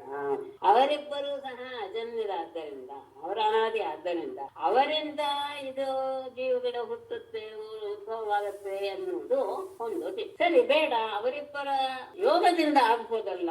ಸುಭೃತಃ ಅಂದ್ರೆ ಇಬ್ಬರು ಅಂದ್ರೆ ಪ್ರಕೃತಿ ಮತ್ತು ಪುರುಷರ ಸೇರುವಿಕೆಯಿಂದ, ಅಸುಭೃತಃ ಅಂದ್ರೆ ಪ್ರಾಣಾದಿ ಉಪಾಧಿಗಳುಳ್ಳಂತಹ ಜೀವಿಗಳು ಜಲಬುದ್ಭುತವತ್ ನೀರಿನ ಗುಳ್ಳೆಗಳ ಹಾಗೆ ಭವಂತಿ ಕಾಣಿಸ್ಕೊಳ್ತಾರೆ. ಅಂದ್ರೆ ಅದು ಯಾಕೆ ಅಂದ್ರೆ ನೀರಿನ ಗುಳ್ಳೆ ಹೇಗೆ ಉಟ್ಕೊಳ್ಳುತ್ತೆ ಅಂದ್ರೆ ಅದಕ್ಕೆ ನೀರು ಬೇಕು, ಗಾಳಿಯೂ ಬೇಕು. ಹಾಗಾಗಿ ನೀರಿನ ಗುಳ್ಳೆಗಳಿಗೆ ಉಪಾದಾನ ಕಾರಣ ಯಾವುದು? ನೀರು. ಗಾಳಿ ಏನು? ನಿಮಿತ್ತ ಕಾರಣ. ಹಾಗೇನೆ ಈ ಜೀವರಿಗೆ ಪರಪುರುಷ ಉಪಾದಾನ ಕಾರಣ, ಪ್ರಕೃತಿ ನಿಮಿತ್ತ ಕಾರಣ. ಹಾಗಿರುವಾಗ ಇವರಿಬ್ಬರ ಅಧ್ಯಾಸ ಸಂಬಂಧದಿಂದ ಯಾವ ಯೋಗ ಅಭಯ ಯೋಗ ಉಂಟಾಗುತ್ತೋ ಅಂದ್ರೆ ಪರಸ್ಪರ ಸಂಬಂಧ ಉಂಟಾಗುತ್ತೋ ಆಗ ಜೀವರ ಉತ್ಪತ್ತಿ. ಹಾಗಾದ್ರೆ ಏನು ಅಂತಾಯ್ತು? ವಾಸ್ತವವಾಗಿ ಜನ್ಮ ಇಲ್ಲದೆ ಇರೋದ್ರಿಂದಲೇ ತತಃ ಅಂತಹ ನಿನ್ನಿಂದಲೇ ಇದರಿಂದಲೇ ಪ್ರಕೃತಿ ನಿಮಿತ್ತದಿಂದಲೇ ಅಂದ್ರೆ ವಾಸ್ತವವಾಗಿ ಜನ್ಮವಿಲ್ಲದ್ದರಿಂದಲೇ ತ್ವಯಿ ನಿನ್ನಲ್ಲಿ ತೇ ಇಮೆ ಈ ಎಲ್ಲ ಜೀವಿಗಳು ಸಹ ವಿವಿಧ ನಾಮಗುಣೈತೆ ಅನೇಕ ರೀತಿಯ ನಾಮ ರೂಪಾದಿ ಗುಣಗಳೊಡನೆ ಪರಮೇ ನಿನ್ನಲ್ಲಿ ಪರಮಾತ್ಮನಾದ ಅಂದ್ರೆ ಪರಮಾತ್ಮನಾದ ನಿನ್ನಲ್ಲಿ ಲೀಯುವು ಲೀನವಾದೆ. ಅಂದ್ರೆ ವಾಸ್ತವವಾಗಿ ಜನ್ಮ ಇಲ್ಲದೆ ಇರೋದ್ರಿಂದಲೇ ಈ ಜೀವಿಗಳೆಲ್ಲರೂ ಸಹ ಕಾರಣೀಭೂತನಾದಂತಹ ನಿನ್ನಲ್ಲಿ ತಮ್ಮ ತಮ್ಮ ನಾಮರೂಪಾದಿ ಗುಣಗಳೊಡನೆ ಲೀನವಾಗಿ ಬಿಡ್ತಾರೆ. ಯಾವಾಗ? ಸುಷುಪ್ತಿಯಲ್ಲಿ ದಿನ ಪ್ರಳಯ ಆದಾಗ ಎಲ್ಲ ಸೇರ್ಕೊಳ್ತಾರೆ. ಸುಷುಪ್ತಿ ಹೌದು ಮತ್ತೆ ಪ್ರಳಯ ಕಾಲದಲ್ಲಿ ನಿನ್ನಲ್ಲಿ ಸೇರ್ಕೊಳ್ತಾರೆ. ಹೇಗೆ ಮಧುನಿ ಒಳ್ಳೆಯ ದೃಷ್ಟಾಂತ ಗಮನಿಸಿ. ಮಧುನಿ ಜೇನುತುಪ್ಪದಲ್ಲಿ ಅನೇಕ ರೀತಿಯ ಅಶೇಷ ರಸ ಅನೇಕ ರೀತಿಯ ಹೂಗಳ ರಸಗಳು ಸೇರ್ಕೊಳ್ಳುತ್ತೆ. ತರ್ಕಗಾಪ ಹೂವಿನ ರಸಗಳು ಸಹ ಅದರಲ್ಲಿ ಸೇರ್ಕೊಳ್ಳುತ್ತೆ. ಆದ್ರೆ ಈ ಹೂವಿನ ರಸ ಎನ್ನುವುದು ವಿಶೇಷವಾಗಿ ತೋರಲ್ಲ, ಆದರೆ ಸಾಮಾನ್ಯ ರೂಪದಲ್ಲಿ ತೋರುತ್ತೆ. ಅಂದರೆ ಸ್ವಪ್ನದಲ್ಲಿ ಅದು ನಾವು ಅದರೊಳಗೆ ಸೇರಿದ ಹಾಗೆ ಅನಿಸುತ್ತೆ, ಆದರೆ ಆಗಿ ಬಿಡುತ್ತೆ. ಯಾಕೆ? ಎದ್ದ ಮೇಲೆ ಅದರ ನಾವು ಇದನ್ನ ಪಡ್ಕೊಳ್ತೀವಿ ಸಾಮಾನ್ಯ ಭಾವವನ್ನು. ಆದರೆ ಮುಕ್ತಿಯಲ್ಲಿ ಕಾರಣವೂ ಸಹ ಲೀನವಾಗಿ ಬಿಡೋದ್ರಿಂದ ಅರ್ಣವೇ ಸರಿತಃ ಸಮುದ್ರದಲ್ಲಿ ನದಿಗಳು ಹೋಗುತ್ತೆ. ಗಮನಿಸಿ, ಮಧುವಿನಲ್ಲಿ ಎಲ್ಲ ರಸಗಳು ಸೇರುವುದಕ್ಕೂ ಸಮುದ್ರದಲ್ಲಿ ಎಲ್ಲ ನದಿಗಳ ನೀರು ಸೇರುವುದಕ್ಕೂ ಭೇದ. ಅಲ್ಲಿ ವಿಶೇಷವಾಗಿ ಹೂವಿನ ರಸ ಅಂತ ಗೊತ್ತಾಗದಿದ್ದರೂ ಸಹ ಸಾಮಾನ್ಯ ರೂಪದಲ್ಲಿ ಗೊತ್ತಾಗುತ್ತೆ. ಆದರೆ ಅದು ಯಾವುದರಲ್ಲಿ? ಸ್ವಾಪದಲ್ಲಿ ಅದು ಗೊತ್ತಾಗುತ್ತೆ ನಮ್ಮ ಇದು ಅಸ್ತಿತ್ವ. ಆದರೆ ಅಸ್ತಿತ್ವ ಗೊತ್ತಾಗುತ್ತೆ ಅಂದ್ರೆ ಆಮೇಲೆ ಎದ್ಮೇಲೆ ಅಂತ. ಆದರೆ ಸಮುದ್ರದಲ್ಲಿ ನದಿಯ ನೀರು ಸೇರ್ಕೊಂಡ್ಬಿಟ್ರೆ ಇದು ಗಂಗಾ ನದಿ ನೀರು ಯಮುನಾ ನದಿ ನೀರು ಅಂತ ಖಂಡಿತ ಬೇರ್ಪಡಿಸಕ್ಕೆ ಸಾಧ್ಯ ಇಲ್ಲ, ಗೊತ್ತೇ ಆಗೋದಿಲ್ಲ. ಯಾವಾಗ ಅದನ್ನ ತಗೊಳ್ತಾರೆ? ಮುಕ್ತಿಯಲ್ಲಿ ಕಾರಣವೂ ಸಹ ಲಯವಾಗಿ ಬಿಡೋದ್ರಿಂದ ಆ ಪರಮ ಪುರುಷನಲ್ಲಿ ಅಂದ್ರೆ ಉಪಾಧಿ ರಹಿತವಾದಂತ ಪರಮ ಪುರುಷನಲ್ಲೇ ಅವರು ಸೇರಿಕೊಂಡು ಬಿಡುತ್ತಾರೆ. ಅಂದರೆ ಏನರ್ಥ? ಪ್ರಕೃತಿ ಪುರುಷರಿಬ್ಬರೂ ಸಹ ಉತ್ಪತ್ತಿ ರಹಿತರಾದ್ದರಿಂದ ಅವರು ಜೀವರೂಪದಲ್ಲಿ ಉಂಟಾರೆ ಎನ್ನುವುದು ಸರಿ. ಆದರೆ ಇವರಿಬ್ಬರಿಗೆ ಅಧ್ಯಾಸದ ರೂಪದಿಂದ ಅಂದ್ರೆ ನೀರಿನ ಗುಳ್ಳೆಯ ಹಾಗೆ ಅಂತ ತಗೊಂಡಾಗ ಅವರಿಬ್ಬರ ಸಂಬಂಧದಿಂದ ಜೀವಿಗಳ ಉತ್ಪತ್ತಿ ಆಗಿದೆ. ಅಂದ್ರೆ ಏನರ್ಥ? ಹಾಗಾದ್ರೆ ವಾಸ್ತವವಾಗಿ ಜನ್ಮ ಇಲ್ಲ ಅಂತ ಆಯ್ತು. ಅಂತಹ ಜನ್ಮವಿಲ್ಲದೆ ಇರುವಂತಹ ಜೀವಾತ್ಮಗಳು ಕಾರಣಾತ್ಮನಾದಂತಹ ನಿನ್ನಲ್ಲಿ ತಮ್ಮ ಸಮಸ್ತ ನಾಮರೂಪಾದಿ ಗುಣಗಳೊಡನೆ ಯಾವಾಗಲೇ ಸುಸುಪ್ತಿಯಲ್ಲಾಗಲೇ ಪಡೆಯುತ್ತಾರೆ. ಜೇನುತುಪ್ಪದಲ್ಲಿ ಪುಷ್ಪರಸಗಳಂತೆ ನಿನಗೂ ಜೀವರಿಗೂ ಭೇದವೇ ಇಲ್ಲ, ಹಾಗೆ ಲೀನವಾಗಿ ಬಿಡ್ತಾರೆ ನಿನ್ನ. ನಿಜವಾಗಿಯೂ ನಿನಗೂ ಜೀವರಿಗೂ ಭೇದ ಇತ್ತಿದ್ದೇ ಹೋದಾದ್ರೆ ಈ ರೀತಿಯ ಲಯ ಸಾಧ್ಯವೇ ಇಲ್ಲ. ಇದಕ್ಕೆ ಸಂಬಂಧಪಟ್ಟ ಇದಕ್ಕೆ ತುಂಬಾ ಶ್ರುತಿಯ ಇದನ್ನ ಉದಾಹರಣೆಯನ್ನ ಕೊಟ್ಟಿದ್ದಾರೆ, ತುಂಬಾ ಕೊಟ್ಟಿದ್ದಾರೆ. ಅದಕ್ಕೆ ಇದನ್ನು ಮತ್ತೆ ದ್ವೈತದ ಒಂದು ಭಾವದ ಆಯ್ತನ್ನು ಕೊಟ್ಟಿದ್ದಾರೆ. ಆದ್ರೆ ನಾಳೆ ಅದನ್ನ ಅರ್ಥ ಹೇಳ್ತಾರೆ. ಯಸ್ಮಿನ್ ಉದ್ಯದ್ ವಿಲಯಮಪಿ ಯದ್ಭಾತಿ ವಿಶ್ವಂ ಲಯಾದೋ ಜೀವೋಪೇತಂ ಗುರುಕರುಣಯ ಕೇವಲ ಆತ್ಮಾವಬೋಧೆ ಅತ್ಯಂತಾಂತಂ ರತಿತಿ ಸಹಸಾ ಸಿಂಧುವತ್ ಸಿಂಧು ಮಧ್ಯೆ ಚಿತ್ತಂ ತ್ರಿಭುವನ ಗುರುಂ ಭಾವಯೇತಂ ಯಸ್ಮಿನ್ ಉದ್ಯತ್ ವಿಲಯಮಪಿ ಯದ್ ಭಾತಿ. ಪ್ರಳಯ ಕಾಲದಲ್ಲಾಗಲೇ ನಿದ್ದೆ ಮಾಡಿದಂತಹ ಸಂದರ್ಭಗಳಾಗಲಿ ಜೀವ ಸಹಿತವಾದಂತಹ ಪ್ರಪಂಚ ವಿಲಯವನ್ನು ಹೊಂದುತ್ತೆ. ಆದರೂ ಸೂಕ್ಷ್ಮವಾಗಿ ಅದು ಇರುವ ಹಾಗೆ ಕಾಣುತ್ತೆ. ಯದ್ಭಾತಿ ವಿಶ್ವಂ ಲಯಾದೋ ಜೀವೋಪೇತಂ ಗುರುಕರುಣತೆಯ ಕೇವಲ ಆತ್ಮಾವಬೋಧೆ ಏವ ಜೀವೋಪೇತಂ ವಿಶ್ವಂ ಉದ್ಯತ್ ವಿಲಯಮಪಿ ಯತ್ ಭಾತಿ. ಲಯ ಅಂದ್ರೆ ಹಾಗೆ ಭಾಸವಾಗುತ್ತೆ. ಆದ್ರೆ ಅತ್ಯಂತಾಂತಂ ರಜತಿ ಸಹಸ ಅಂದ್ರೆ ಪೂರ್ಣವಾಗಿ ಪೂರ್ಣವಾಗಿ ಮುಕ್ತದ ಸ್ವಭಾವ, ಮುಕ್ತ ಭಾವವನ್ನು ಹೊಂದಿದಾಗ ಸಹಸಾ ಸಿಂಧು ಮಧ್ಯೆ ಸಿಂಧುವತ್, ಸಮುದ್ರದಲ್ಲಿ ನೀರಿನ ಮಧ್ಯೆ ಚಿತ್ತಂ ಅಂದ್ರೆ ನನ್ನ ಮನಸ್ಸಿನಲ್ಲಿ ತ್ರಿಭುವನ ಗುರು ತಂ ನೃಸಿಂಹಂ ಭಾವೆ, ಅಂತಹ ಪರಮಾತ್ಮನಾದ ನರಸಿಂಹನನ್ನು ನಾನು ಧ್ಯಾನ ಮಾಡ್ತೇನೆ. ಪೂರ್ಣವಾಗಿ ಮುಕ್ತಿಯನ್ನು ಹೊಂದಿದಂತಹ ಸಂದರ್ಭದಲ್ಲಿ ಹೇಗೆ ಸಿಂಧುವಿನಲ್ಲಿರುವಂತಹ ಸಿಂಧುವಿನ ಒಂದು ಸಿಂಧು ಸಮುದ್ರ, ಸಿಂಧುವಿನ ಒಂದು ಸಿಂಧು ಸಮುದ್ರ, ಇನ್ನೊಂದು ಸಿಂಧು ನದಿ, ಹಾಗೆ ಹೊಂದು ಬಿಡುತ್ತೋ ಲಯವಾಗ್ಬಿಡುತ್ತೋ ಪೂರ್ತಿಯಾಗಿ, ಹಾಗೆ ನಾನು ಪರಮಾತ್ಮನನ್ನ ನನ್ನ ಮನಸ್ಸಿನ ಮಧ್ಯದಲ್ಲಿ ನಾನು ಭಾವಿಸ್ತೇನೆ. ಅದ್ಭುತವಾಗಿದೆ. ಎಷ್ಟು ಅರ್ಥ ಆಗ್ತಾ ಇದೆ ನನಗೆ ನನಗೆ ಅರ್ಥ ಆಗ್ತಾ ಇಲ್ಲ, ಆದ್ರೂ ಅರ್ಥ ಆಗ್ತಾ ಇದೆ. ಋಷುತವ ಮಾಯಯ ಭ್ರಮ ಅನೇಷು ಅವಗತ್ಯ ವಿಷಂ ತ್ವಯಿ ಸುದಿಯೋ ಭವೆ ದಧತಿ ಭಾವಂ ಅನುಪ್ರಭವಂ ಕಥಮನುವರ್ತತಾಂ ಭವ ಭಯಂ ತವ ಯದ್ಭುತಿ ಸೃಜತಿ ಮುಹುಸ್ತ್ರಿಣೇಮಿಃ ಅಭವತ್ ಶರಣೇಷು ಭಯಂ. ಮಹಾಭಾರತ ಭಾಗವತದಲ್ಲಿ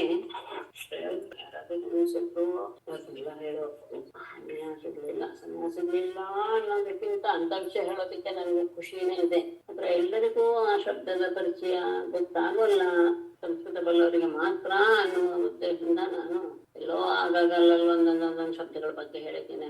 ಸಮಗ್ರವಾಗಿ ಹೇಳಿಲ್ಲ. ಯಾಕೆಂದ್ರೆ ಭಾಗವತದಲ್ಲಿ ಬರುವಷ್ಟು ಅಪ್ರಸಿದ್ಧವಾದ ಶಬ್ದಗಳು ನಿಮಗೆ ಎಲ್ಲೂ ಸಿಗಲ್ಲ.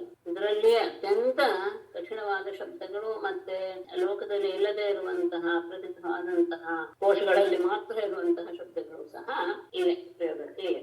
ಯಾಕೆ ಹೇಳುತ್ತೆ ಅಂದ್ರೆ ಅಲ್ಲಿ ಅಭವತ್ ಶರಣೇಶು ಅನ್ನೋ ಶಬ್ದವನ್ನ ಬಳಸಿದ್ದಾರೆ. ಅದು ತಿಳ್ಕೊಳ್ಳೋಕೆ ಸ್ವಲ್ಪ ಕಷ್ಟವೇ ಆಯ್ತು.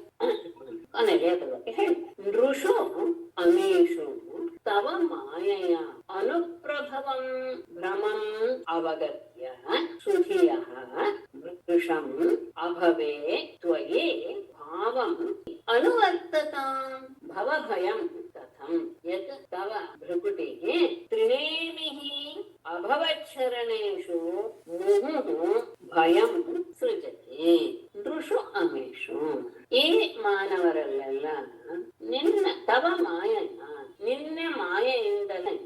ನಿನ್ನೆ ಮಾಯೆಯಿಂದಲೇ ಅನುಪ್ರಭವಂ ಒಂದಾದ್ಮೇಲೆ ಬರುವಂತಹ ಒಂದು ಹುಟ್ತಾ ಇರುವ ರೀತಿಯ ಭ್ರಮಂ ತಿರುಗುವಿಕೆ ಅಂದ್ರೆ ಸಂಸಾರದ ಪರಿಭ್ರಮಣವನ್ನ ಅವಗತ್ಯ ತಿಳಿದು, ಅಂದ್ರೆ ಎಷ್ಟೋ ಜನರ ಯೋಗಿಗಳಾದಂತಹ ವ್ಯಕ್ತಿಗಳಲ್ಲಿ ಈಗಿಂದಲೇ ಮತ್ತೆ ಮತ್ತೆ ಮತ್ತೆ ಮತ್ತೆ ಆಗ್ತಾ ಇದೆ ಎನ್ನುವುದರ ಜ್ಞಾನ ಬಂದ ಮೇಲೆ ಅಂತಹ ಸುಧಿಯ ಪಂಡಿತರಾದವರು ಜ್ಞಾನಿಗಳಾದವರು ಅಭವೇ ಭೃಷಂ ಪರಿಪೂರ್ಣವಾಗಿ ಅಭವೇ ಸಂಸಾರವನ್ನ ನಿವರ್ತನಗೊಳಿಸುವಂತಹ ತ್ವಯೇ ನಿನ್ನಲ್ಲಿ ಭಾವಂ ತಮ್ಮ ಮನಸ್ಸನ್ನ ಅಂದ್ರೆ ಭಕ್ತಿ ರೂಪವಾಗಿ ತಮ್ಮ ಮನಸ್ಸನ್ನ ದಧತೆ ನೆಲೆಗೊಳಿಸಾದೆ.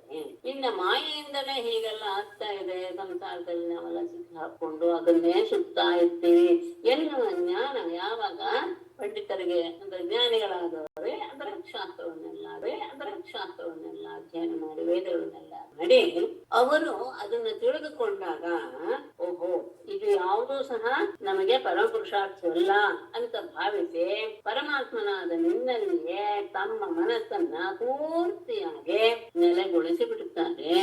ಅಂದ್ರೆ ಯಾವುದೇ ಕಾಲಕ್ಕೂ ಅವರ ಮನಸ್ಸಿನಲ್ಲಿ ನೀನು ಯಾವಾಗಲೂ ನೆಲೆಸಿ ಹಾಗೆ ಅನ್ವರ್ತಕ ನಿನ್ನನ್ನೇ ಅನುಸರಿಸಿರುವಂತಹ ಅಂತಹ ಜನರಿಗೆ ಸಂಸಾರದ ಭಯ ಅನ್ನೋದು ಎಲ್ಲಿರಕ್ಕೆ ಸಾಧ್ಯ? ಯಾಕಂದ್ರೆ ಅವರು ಈಗ ಯಾವ ಜನ್ಮ ಹೊಂದಿದಾರೋ ಅದೇ ಅವರ ಜನ್ಮ ಕೊನೆ ಆಗುತ್ತೆ, ಅವರಿಗೆ ಮತ್ತೆ ಮರಣ ಭಯ ಅನ್ನುವುದು ಇರೋದೇ ಇಲ್ಲ. ಯಾಕೆ ಅವರ ಮನಸ್ಸಿನಲ್ಲಿ ನೀನು ಗಟ್ಟಿಯಾಗಿ ನೆಲೆ ಊರಿ ಬಿಟ್ಟಿದ್ದೀರಾ. ಆದರೆ ಇವರ ಬಗ್ಗೆ ಉಳಿದವರ ಬಗ್ಗೆ ಹೇಗೆ ನಿನ್ನ ವ್ಯವಹಾರ ಅಂದ್ರೆ ತವ ಭೃಕುಟಿ ಯಾವ ನಿನ್ನ ಹುಬ್ಬುಗಂಟು, ಭೃಕುಟಿ ಅಂದ್ರೆ ಹುಬ್ಬು, ಅದು ತ್ರಿನೇಮಿ 3 ನೇಮಿಗಳುಳ್ಳ ಅಂದ್ರೆ ಒಂದು ಚಕ್ರ ಅಂತ ಭಾವಿಸಿದಾಗ ಅದು 3 ನೇಮಿಗಳು ಏನಂದ್ರೆ ಮಳೆಗಾಲ, ಉಷ್ಣಕಾಲ ಮತ್ತು ಶೀತಕಾಲ ಎನ್ನುವ ರೀತಿಯಲ್ಲಿ ಅಂದ್ರೆ ಏನರ್ಥ ಕಾಲಚಕ್ರ ಅಂತ. ಆ ಕಾಲಚಕ್ರ ಈ 3 ಅಂದ್ರೆ ಸಂವತ್ಸರಾತ್ಮಕವಾದಂತಹ ಕಾಲಚಕ್ರ ರೂಪದಾದ ನೀನು ಅಭವಚ್ಛರಣೇಶು ನೀನು ಅಲ್ಲಿ ಅಭವತ್ ಅನ್ನುವಲ್ಲಿ ಭವತ್ ಶಬ್ದ, ಭವತ್ ಶಕ್ತಿ ಧಾತು ಅಲ್ಲ, ಅಭವತ್ ಅನ್ನುವುದು ಅಲ್ಲ, ಇದು ಅಲ್ಲ, ಶತ್ರುನು ಅಲ್ಲ. ಭವಾನ್ ಎನ್ನುವ ಶಬ್ದಕ್ಕೆ ಇದನ್ನು ತಗೊಂಡು ನೀನು ಅವರನ್ನ ರಕ್ಷಿಸುವನಲ್ಲ ಎನ್ನುವ ಭಾವದಿಂದ ನಿನ್ನನ್ನ ಶರಣಾಗತಿ ಹೊಂದಿಲ್ಲದೆ ಇರುವಂತಹವರ ವಿಷಯದಲ್ಲಿ ನೀನು ಭಯಂ ಮುಹುಹು ಭಯಂ ಸುದ್ದಿ ಮತ್ತೆ ಮತ್ತೆ ಅವರಿಗೆ ಹೆದರಿಕೆಯನ್ನು ಅಂದ್ರೆ ಅವರಿಗೆ ಸಂಸಾರದ ಭಯ ಎನ್ನುವುದು ಇರುತ್ತೆ. ಯಾರು ನಿನ್ನನ್ನ ಶರಣಾಗತರಾಗಿಲ್ವೋ ಅಂದ್ರೆ ನೀನು ರಕ್ಷಕ ಎನ್ನುವಂತಹ ಭಾವವನ್ನು ಹೊಂದಿಲ್ಲದೆ ನಿನ್ನನ್ನ ಯಾರು ಆಶ್ರಯಿಸಿಲ್ವೋ ಅವರ ವಿಷಯಗಳಲ್ಲಿ ಮಾತ್ರ ನೀನು ಕಾಲಸ್ವರೂಪನಾಗಿ ಅವರನ್ನ ಸಿಲುಕಿಸಿ ಸಂಸಾರದಲ್ಲಿ ಅವರನ್ನ ಸಿಕ್ಕಿ ಹಾಕಿಕೊಳ್ಳುವ ಹಾಗೆ ನೀನು ಬುದ್ಧಿವಂತರಾದವರು ನಿನ್ನ ಮಾಯೆಯಿಂದಲೇ ಮತ್ತೆ ಮತ್ತೆ ಉಂಟಾಗುವುದು ಈ ಸಂಸಾರದ ಪರಿಭ್ರಮಣ ಎನ್ನುವಂತಹ ಜ್ಞಾನ ಬಂದು ಏನ್ ಮಾಡ್ಬಿಡ್ತಾರೆ, ಈ ಸಂಸಾರದಿಂದ ನಿವರ್ತಕವನ್ನು ಮಾಡ್ಬೇಕಾದಾಗ ನಿನ್ನಲ್ಲಿಯೇ ತಮ್ಮ ಮನಸ್ಸನ್ನು ತೊಡಗಿಸ್ಕೊಳ್ಬೇಕು ಎನ್ನುವಂತಹ ಜ್ಞಾನವನ್ನು ಪಡೆದು ನಿನ್ನಲ್ಲಿ ಅವರು ಪರಿಪೂರ್ಣವಾಗಿ ಭಕ್ತಿ ಭಾವವನ್ನ ಇಟ್ಟು ನಿನ್ನಲ್ಲಿಯೇ ನೆಲೆಗೊಂಡು ಬಿಡುತ್ತಾರೆ. ಹಾಗಾಗಿ ನಿನ್ನನ್ನೇ ಅನುಸರಿಸುವಂತಹ ವ್ಯಕ್ತಿಗಳಿಗೆ ಸಂಸಾರದ ಭಯ ಅನ್ನೋದು ಖಂಡಿತ ಬರುತ್ತದೆ. ಆದರೆ ನಿನ್ನ ಭಕ್ತರಲ್ಲದವರಿಗೆ ಅಂದ್ರೆ ನಿನ್ನ ಶರಣ ಯಾರು ಹೊಂದಿಲ್ಲವೋ, ನೀನೇ ರಕ್ಷಕ ಎನ್ನುವಂತಹ ಭಾವವನ್ನು ಯಾರು ಹೊಂದಿಲ್ಲವೋ ಅವರಿಗೆ ಮಾತ್ರ ನೀನು ನಿನ್ನ ಹುಬ್ಬುಗಂಟಿಕ್ಕುವಂತಹ ಎಂಥದ್ದೋ 3 ಅಂಚುಗಳುಳ್ಳಂತಹ ನಿನ್ನ ಹುಬ್ಬುಗಂಟು ಇದೆಯಲ್ಲ, ಅಂದರೆ 3 ಕಾಲಗಳಿರುವಂತಹ ಸಣ್ಣ ನೀನು ಮತ್ತೆ ಅವರ ಮೇಲೆ ಉಂಟು ಮಾಡಿ ಕಾಲಘಟ್ಟಕ್ಕೆ ಅವರನ್ನ ಸಿಲುಕಿಸಿ ಅವರಿಗೆ ಸಂಸಾರದ ಭಯವನ್ನ ಉಂಟು ಮಾಡಿಯಾ, ನಿನ್ನ ಮೃಕಟಿಗೆ ಉಂಟು ಮಾಡುತ್ತೆ. ಅಂದ್ರೆ ಈ ರೀತಿಯಾಗಿ ಸಂಸಾರ ಚಕ್ರದಲ್ಲಿ ಅವರು ಸಿಕ್ಕಾಕಿಕೊಳ್ಳುವ ಹಾಗೆ ಮಾಡ್ತೀಯಾ. ಆದ್ರೆ ನಿನ್ನನ್ನ ಆಶ್ರಯಿಸಿದವರನ್ನ ಮಾತ್ರ ನೀನು ಯಾವಾಗ್ಲೂ ಸಹ ಕಾಪಾಡ್ತೀಯ. ಅದಕ್ಕೆ ಇವರು ಹೇಳಿರುವಂತಹದ್ದು ಶ್ರೀಧರಿಯರು, ಸಂಸಾರ ಚಕ್ರ ಪ್ರಕಚೈಹಿ ವಿದೀರ್ಣಂ ಉದೀರ್ಣ ನಾನಾ ಭವತಾಪತಪ್ತಂ ಕಥಂಚಿದ್ ಆಪನ್ನಂ ಇಹ ಪ್ರಪನ್ನಂ ತ್ವಂ ಉದ್ಧರ ಶ್ರೀ ನೃಹರೇ ನೃಲೋಕಂ. ಸಂಸಾರ ಚಕ್ರ ಪ್ರಕಚೈಹಿ, ಸಂಸಾರವೆಂಬ ಚಕ್ರದ ಪ್ರಕಚ ಅಂದ್ರೆ ಗರಗಸ, ಆ ಗರಗಸಗಳಿಂದ ಚಕ್ರದಲ್ಲಿ ಆ ಚೂಪಾದಂತಹ ಭಾಗ ಇರುತ್ತಲ್ಲ ಅದರಿಂದ ವಿದೀರ್ಣಂ ಕತ್ತರಿಸಿದಾಗ ಉದೀರ್ಣ ನಾನಾ ಭವತಾಪತಪ್ತಂ ಉಂಟಾಗುವ ಅನೇಕ ರೀತಿಯ ಸಂಸಾರಗಳ ತಾಪದಿಂದ ಬೆಂದು ಹೋಗಿರುವ ಎಲ್ಲಿ ಆತನು ವಿಶೇಷಣ ಕೊನೆಯಲ್ಲಿರುವ ನೃಲೋಕಂ ಎನ್ನುವುದಕ್ಕೆ ವಿಶೇಷ. ಅಂತಹ ನೃಲೋಕಂ ಶ್ರೀ ನೃಹರೇ ತಮುತ್. ಅದು ಹೇಗೆ ರಕ್ಷಣೆ ಮಾಡ್ಬೇಕು, ನೀನ್ ನನ್ನ ಹತ್ರ ಬಂದುತ್ತೇನೆ ರಕ್ಷಣೆ ಮಾಡ್ತೀನಿ ಅಂದ್ರೆ ಕಥಂಚಿತ್ ಆಪನ್ನಂ ಇಹ, ಹೇಗೋ ನಾನು ನನ್ನ ಪುಣ್ಯ ವೈಷಯದಿಂದ ನಿನ್ನ ಹತ್ರ ಬಂದಿದ್ದೇನೆ, ಪ್ರಪನ್ನಂ ಶರಣಾಗತವಾದಂತಹ ನೃಲೋಕಂ ಈ ಮನುಷ್ಯ ಲೋಕವನ್ನ ಶ್ರೀ ನೃಹರೇ ತ್ವಂ ಪರಮಾತ್ಮನೇ ನೀನು ಉದ್ಧಾರ ಮಾಡಿಬಿಡು. ಆಯ್ತು, ಮನಸ್ಸನ್ನ ಪರಮಾತ್ಮನಲ್ಲಿ ನೆಲೆಗೊಳಿಸಬೇಕು, ಅದನ್ನ ಬಿಟ್ಟು ಬೇರೆ ಎಲ್ಲೂ ಸಹ ಮನಸ್ಸು ಹೋಗದೆ ಇದ್ದ ಮಾಡಬೇಕು ಅಂದಾಗ ಒಂದು ನಿಯಮ ಬೇಕಾಗುತ್ತೆ. ಆ ನಿಯಮದ ಅಂದ್ರೆ ತಾನಾಗಿಯೇ ಉಂಟಾಗೋದಿಲ್ಲ, ಗುರುಗಳನ್ನ ಆಶ್ರಯಿಸಿದಾಗ ಮಾತ್ರ ನಮಗೆ ಆ ರೀತಿಯ ಜ್ಞಾನ ಬರೋದಕ್ಕೆ ಸಾಧ್ಯ. ವೇದದಲ್ಲಿ ಅಂತೂ ಗುರುವಿಲ್ಲದೆ ನಮಗೆ ಯಾವ ರೀತಿಯ ಜ್ಞಾನವೂ ಬರೋದಕ್ಕೆ ಸಾಧ್ಯವಿಲ್ಲ ಅನ್ನೋದನ್ನ ಸ್ಪಷ್ಟವಾಗಿ ಹೇಳಿಬಿಡುತ್ತಾರೆ ಅನೇಕ ರೀತಿಯ ಶಬ್ದಗಳಿಂದ. ಅದನ್ನ ಹೇಳುವಂತಹ ಶ್ರುತಿಯ ಮಾತು ತದ್ವಿಜ್ಞಾನಾರ್ಥಂ ಸಹ ಗುರುಮೇವ ಅಧಿಗಚ್ಚೇತ್ ಸಮಿತ್ಪಾಣಿತಿ ಶ್ರೋತ್ರಿಯಂ ಬ್ರಹ್ಮನಿಷ್ಠಂ. ಅಂದ್ರೆ ಈ ರೀತಿಯಾಗಿ ನಾವು ಪರಮಾತ್ಮನಲ್ಲಿ ಮನಸ್ಸನ್ನು ನೆಲೆಗೊಳಿಸಬೇಕಾದಾಗ ಒಂದು ನಿಯಮ ಬೇಕಾಗತ್ತೆ. ಯಾವ ಮಾರ್ಗದಲ್ಲಿ ಹೋಗಬೇಕು ನಾವು ಅನ್ನೋದು ಗೊತ್ತಾಗಬೇಕಾದಾಗ ಅಂತಹ ವ್ಯಕ್ತಿ ಗುರುವನ್ನೇ, ಗುರುಂ ಅಂತ ಹೇಳಿಲ್ಲ, ಗುರುಂ ಏವ, ಗುರುವನ್ನೇ ಆಶ್ರಯಿಸಬೇಕು ಅಂದ್ರೆ ಏನರ್ಥ, ಅದು ಬಿಟ್ಟು ಇನ್ಯಾವ ದಾರಿಯೂ ಇಲ್ಲ. ಇದು ವಿಶೇಷ್ಯಗತ ಏವಕಾರ. ಅವು ಹೇಗೆ ಸಮಿತನ್ನ ಕೈಯಲ್ಲಿ ಹಿಡಿದುಕೊಂಡು ಅಂತಹ ಗುರು ಹೇಗಿರ್ಬೇಕು, ಶ್ರೋತ್ರಿಯಂ ಬ್ರಹ್ಮನಿಷ್ಠಂ, ಬ್ರಹ್ಮಜ್ಞಾನಿ ಆಗಿರ್ಬೇಕು, ಎಲ್ಲ ವಿಚಾರವನ್ನ ಇನ್ನೊಂದು ವಾಕ್ಯ ಹೇಳ್ತಾನೆ, ಹೇಳುತ್ತೆ ಶ್ರುತಿ, ಆಚಾರ್ಯವಾನ್ ಪುರುಷೋ ವೇದ. ಯಾರು ಗುರುವನ್ನ ಹೊಂದಿರ್ತಾರೋ ಅವರು ಎಲ್ಲ ಪರಮಾತ್ಮನ ವಿಷಯವನ್ನ, ಪರಬ್ರಹ್ಮ ವಸ್ತುವಿನ ತಿಳುವಳಿಕೆಯನ್ನು ಹೊಂದಲಿಕ್ಕೆ ಸಾಧ್ಯ. ಯಾಕೆಂದ್ರೆ ಯಾವುದೋ ಒಂದು ಅಷ್ಟು ಲೋಕದಲ್ಲಿರುವಂತಹ ಶಾಸ್ತ್ರಗಳಿಂದ ನಾವು ತಿಳ್ಕೊಂಡ್ಬಿಡ್ತೀವಿ ಬ್ರಹ್ಮನನ್ನ ಅಂತ ಆಗೋದಿಲ್ಲ. ನೈಷಾ ತರ್ಕೇಣ ಮತಿರಾಪನೇಯ ಪ್ರೋಕ್ತ ಅನ್ಯೇನೈವ ಸುಜ್ಞಾನಾಯ ಪ್ರೇಷ ಇತ್ಯಾದ್ಯಾಹ ಶ್ರುತಯಃ ಅಂತ ಹೇಳ್ತಾರೆ. ವೇದಾಂತ ಶಾಸ್ತ್ರದಿಂದ ಹೊರಹೊಮ್ಮುವಂತಹ ಯಾವ ತಿಳುವಳಿಕೆ ಇದೆಯೋ ಅದನ್ನ ತರ್ಕದಿಂದ ನಮ್ಮ ಮನಸ್ಸಿಗೆ ಒಂದಷ್ಟು ಬರುತ್ತಲ್ಲ ವಿಚಾರ, ಅದರಿಂದ ಅದನ್ನ ಆ ಬುದ್ಧಿಯನ್ನ ತಿಳಿದುಕೊಳ್ಳೋದಕ್ಕೆ ಸಾಧ್ಯವಿಲ್ಲ. ಆಗ ಒಳ್ಳೆಯ ಆಚಾರ್ಯರನ್ನ, ಗುರುಗಳನ್ನ, ಆಚಾರ್ಯ ಶಬ್ದವನ್ನು ಬಳಸಿದ್ದಾರೆ. ಆಚಿನೋತಿ ಶಾಸ್ತ್ರಾಣಿ ಆಚಾರ್ಯ ಸ್ಥಾಪಯತ್ಯಪಿ, ಆಚಿನೋತಿ ಶಾಸ್ತ್ರಾಣಿ ಆಚಾರ್ಯ ಸ್ಥಾಪಯತ್ಯಪಿ. ಶಬ್ದ ಬರುತ್ತೆ, ಯಾವಾಗಲೂ ನೆನಪಿರುವಂತಹ ಶಬ್ದಗಳು ಇವುಗಳೆಲ್ಲ. ಸಮಯ ಬಂದಾಗ ಬರಲ್ಲ. ಆಚಿನೋತಿ ಶಾಸ್ತ್ರಾಣಿ ಆಚಾರ್ಯ ಸ್ಥಾಪಯತ್ಯಪಿ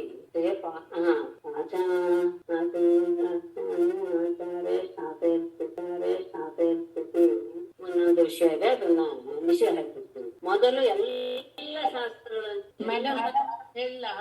ಹೇಳಿ ಆಚಿನೋಚ್ಚ ಶಾಸ್ತ್ರಾಣಿ ಆಚಾರೇ ಸ್ಥಾಪಯತ್ಯಪಿ ಸ್ವಯಂ ಆಚರತೆ ಯಸ್ಮಾತ್ ತಸ್ಮಾತ್ ಆಚಾರ್ಯ ಉಚ್ಯತೆ, ಯಸ್ಮಾತ್ ತಸ್ಮಾತ್ ಆಚಾರ್ಯ ಉಚ್ಯತೆ. ಧನ್ಯವಾದಗಳು. ಮೊದಲು ಎಲ್ಲ ಶಾಸ್ತ್ರಗಳ ವಿಷಯಗಳನ್ನು ಆತ ಸಂಗ್ರಹ ಮಾಡ್ಕೋಬೇಕು. ಅಂದ್ರೆ ಯಾರ್ಯಾರೋ ಗುರು ಆಗೋದಿಲ್ಲ, ಜ್ಞಾಪಕ ಇಟ್ಕೊಳ್ಳಿ. ಆಮೇಲೆ ಅಷ್ಟೇ ಅಲ್ಲ, ಅದನ್ನ ತನ್ನಲ್ಲಿ ಮೊದಲು ಅಳವಡಿಸ್ಕೊಳ್ಬೇಕು. ತಾನು ಸಹ ಅದರ ಹಾಗೆ ಇರಬೇಕು. ಮತ್ತೆ ಅದನ್ನ ಆಚರಣೆಯ ಮೂಲಕ ಶಿಷ್ಯರಿಗೆ ಬೋಧಿಸಬೇಕು. ಅಂತವರನ್ನ ಆಚಾರ್ಯ ಅಂತ ಕರೀತಾರೆ. ಅಂತಹ ಆಚಾರ್ಯನನ್ನ ಸೇವಿಸಿದಾಗ ಅದು ಸಾಕ್ಷಾತ್ಕಾರಕ್ಕೆ ಕಾರಣವಾಗುತ್ತೆ ಎನ್ನುವ ಈ ಮಾತು ಇದರಲ್ಲಿ ಬರುವಂತದ್ದು. ಯಾವುದು ಕಠೋಪನಿಷತ್ತಲ್ಲಿ ಬರುವಂತದ್ದು ಇದರಲ್ಲಿ ಯಮ ನಚಿಕೇತನಿಗೆ ಹೇಳುವಂತಹ. ಹಾಗಾಗಿ ಅದಕ್ಕೆ ನಾರಾಯಣಂ ನಮಸ್ಕೃತ್ಯ ನರಂ ಚೈವ ನರೋತ್ತಮಂ ದೇವೀಂ ಸರಸ್ವತೀಂ ವ್ಯಾಸಂ ತತೋ ಜಯಮುದೀರಯೇತ್. ಸರ್ವೇ ಭವಂತು ಸುಖಿನಃ, ಸರ್ವೇ ಸಂತು ನಿರಾಮಯಾಃ, ಸರ್ವೇ ಭದ್ರಾಣಿ ಪಶ್ಯಂತು, ಮಾ ಕಶ್ಚಿತ್ ದುಃಖಭಾಗ್ ಭವೇತ್. ಧನ್ಯವಾದಗಳು ಮೇಡಮ್. ನಮಸ್ತೆ.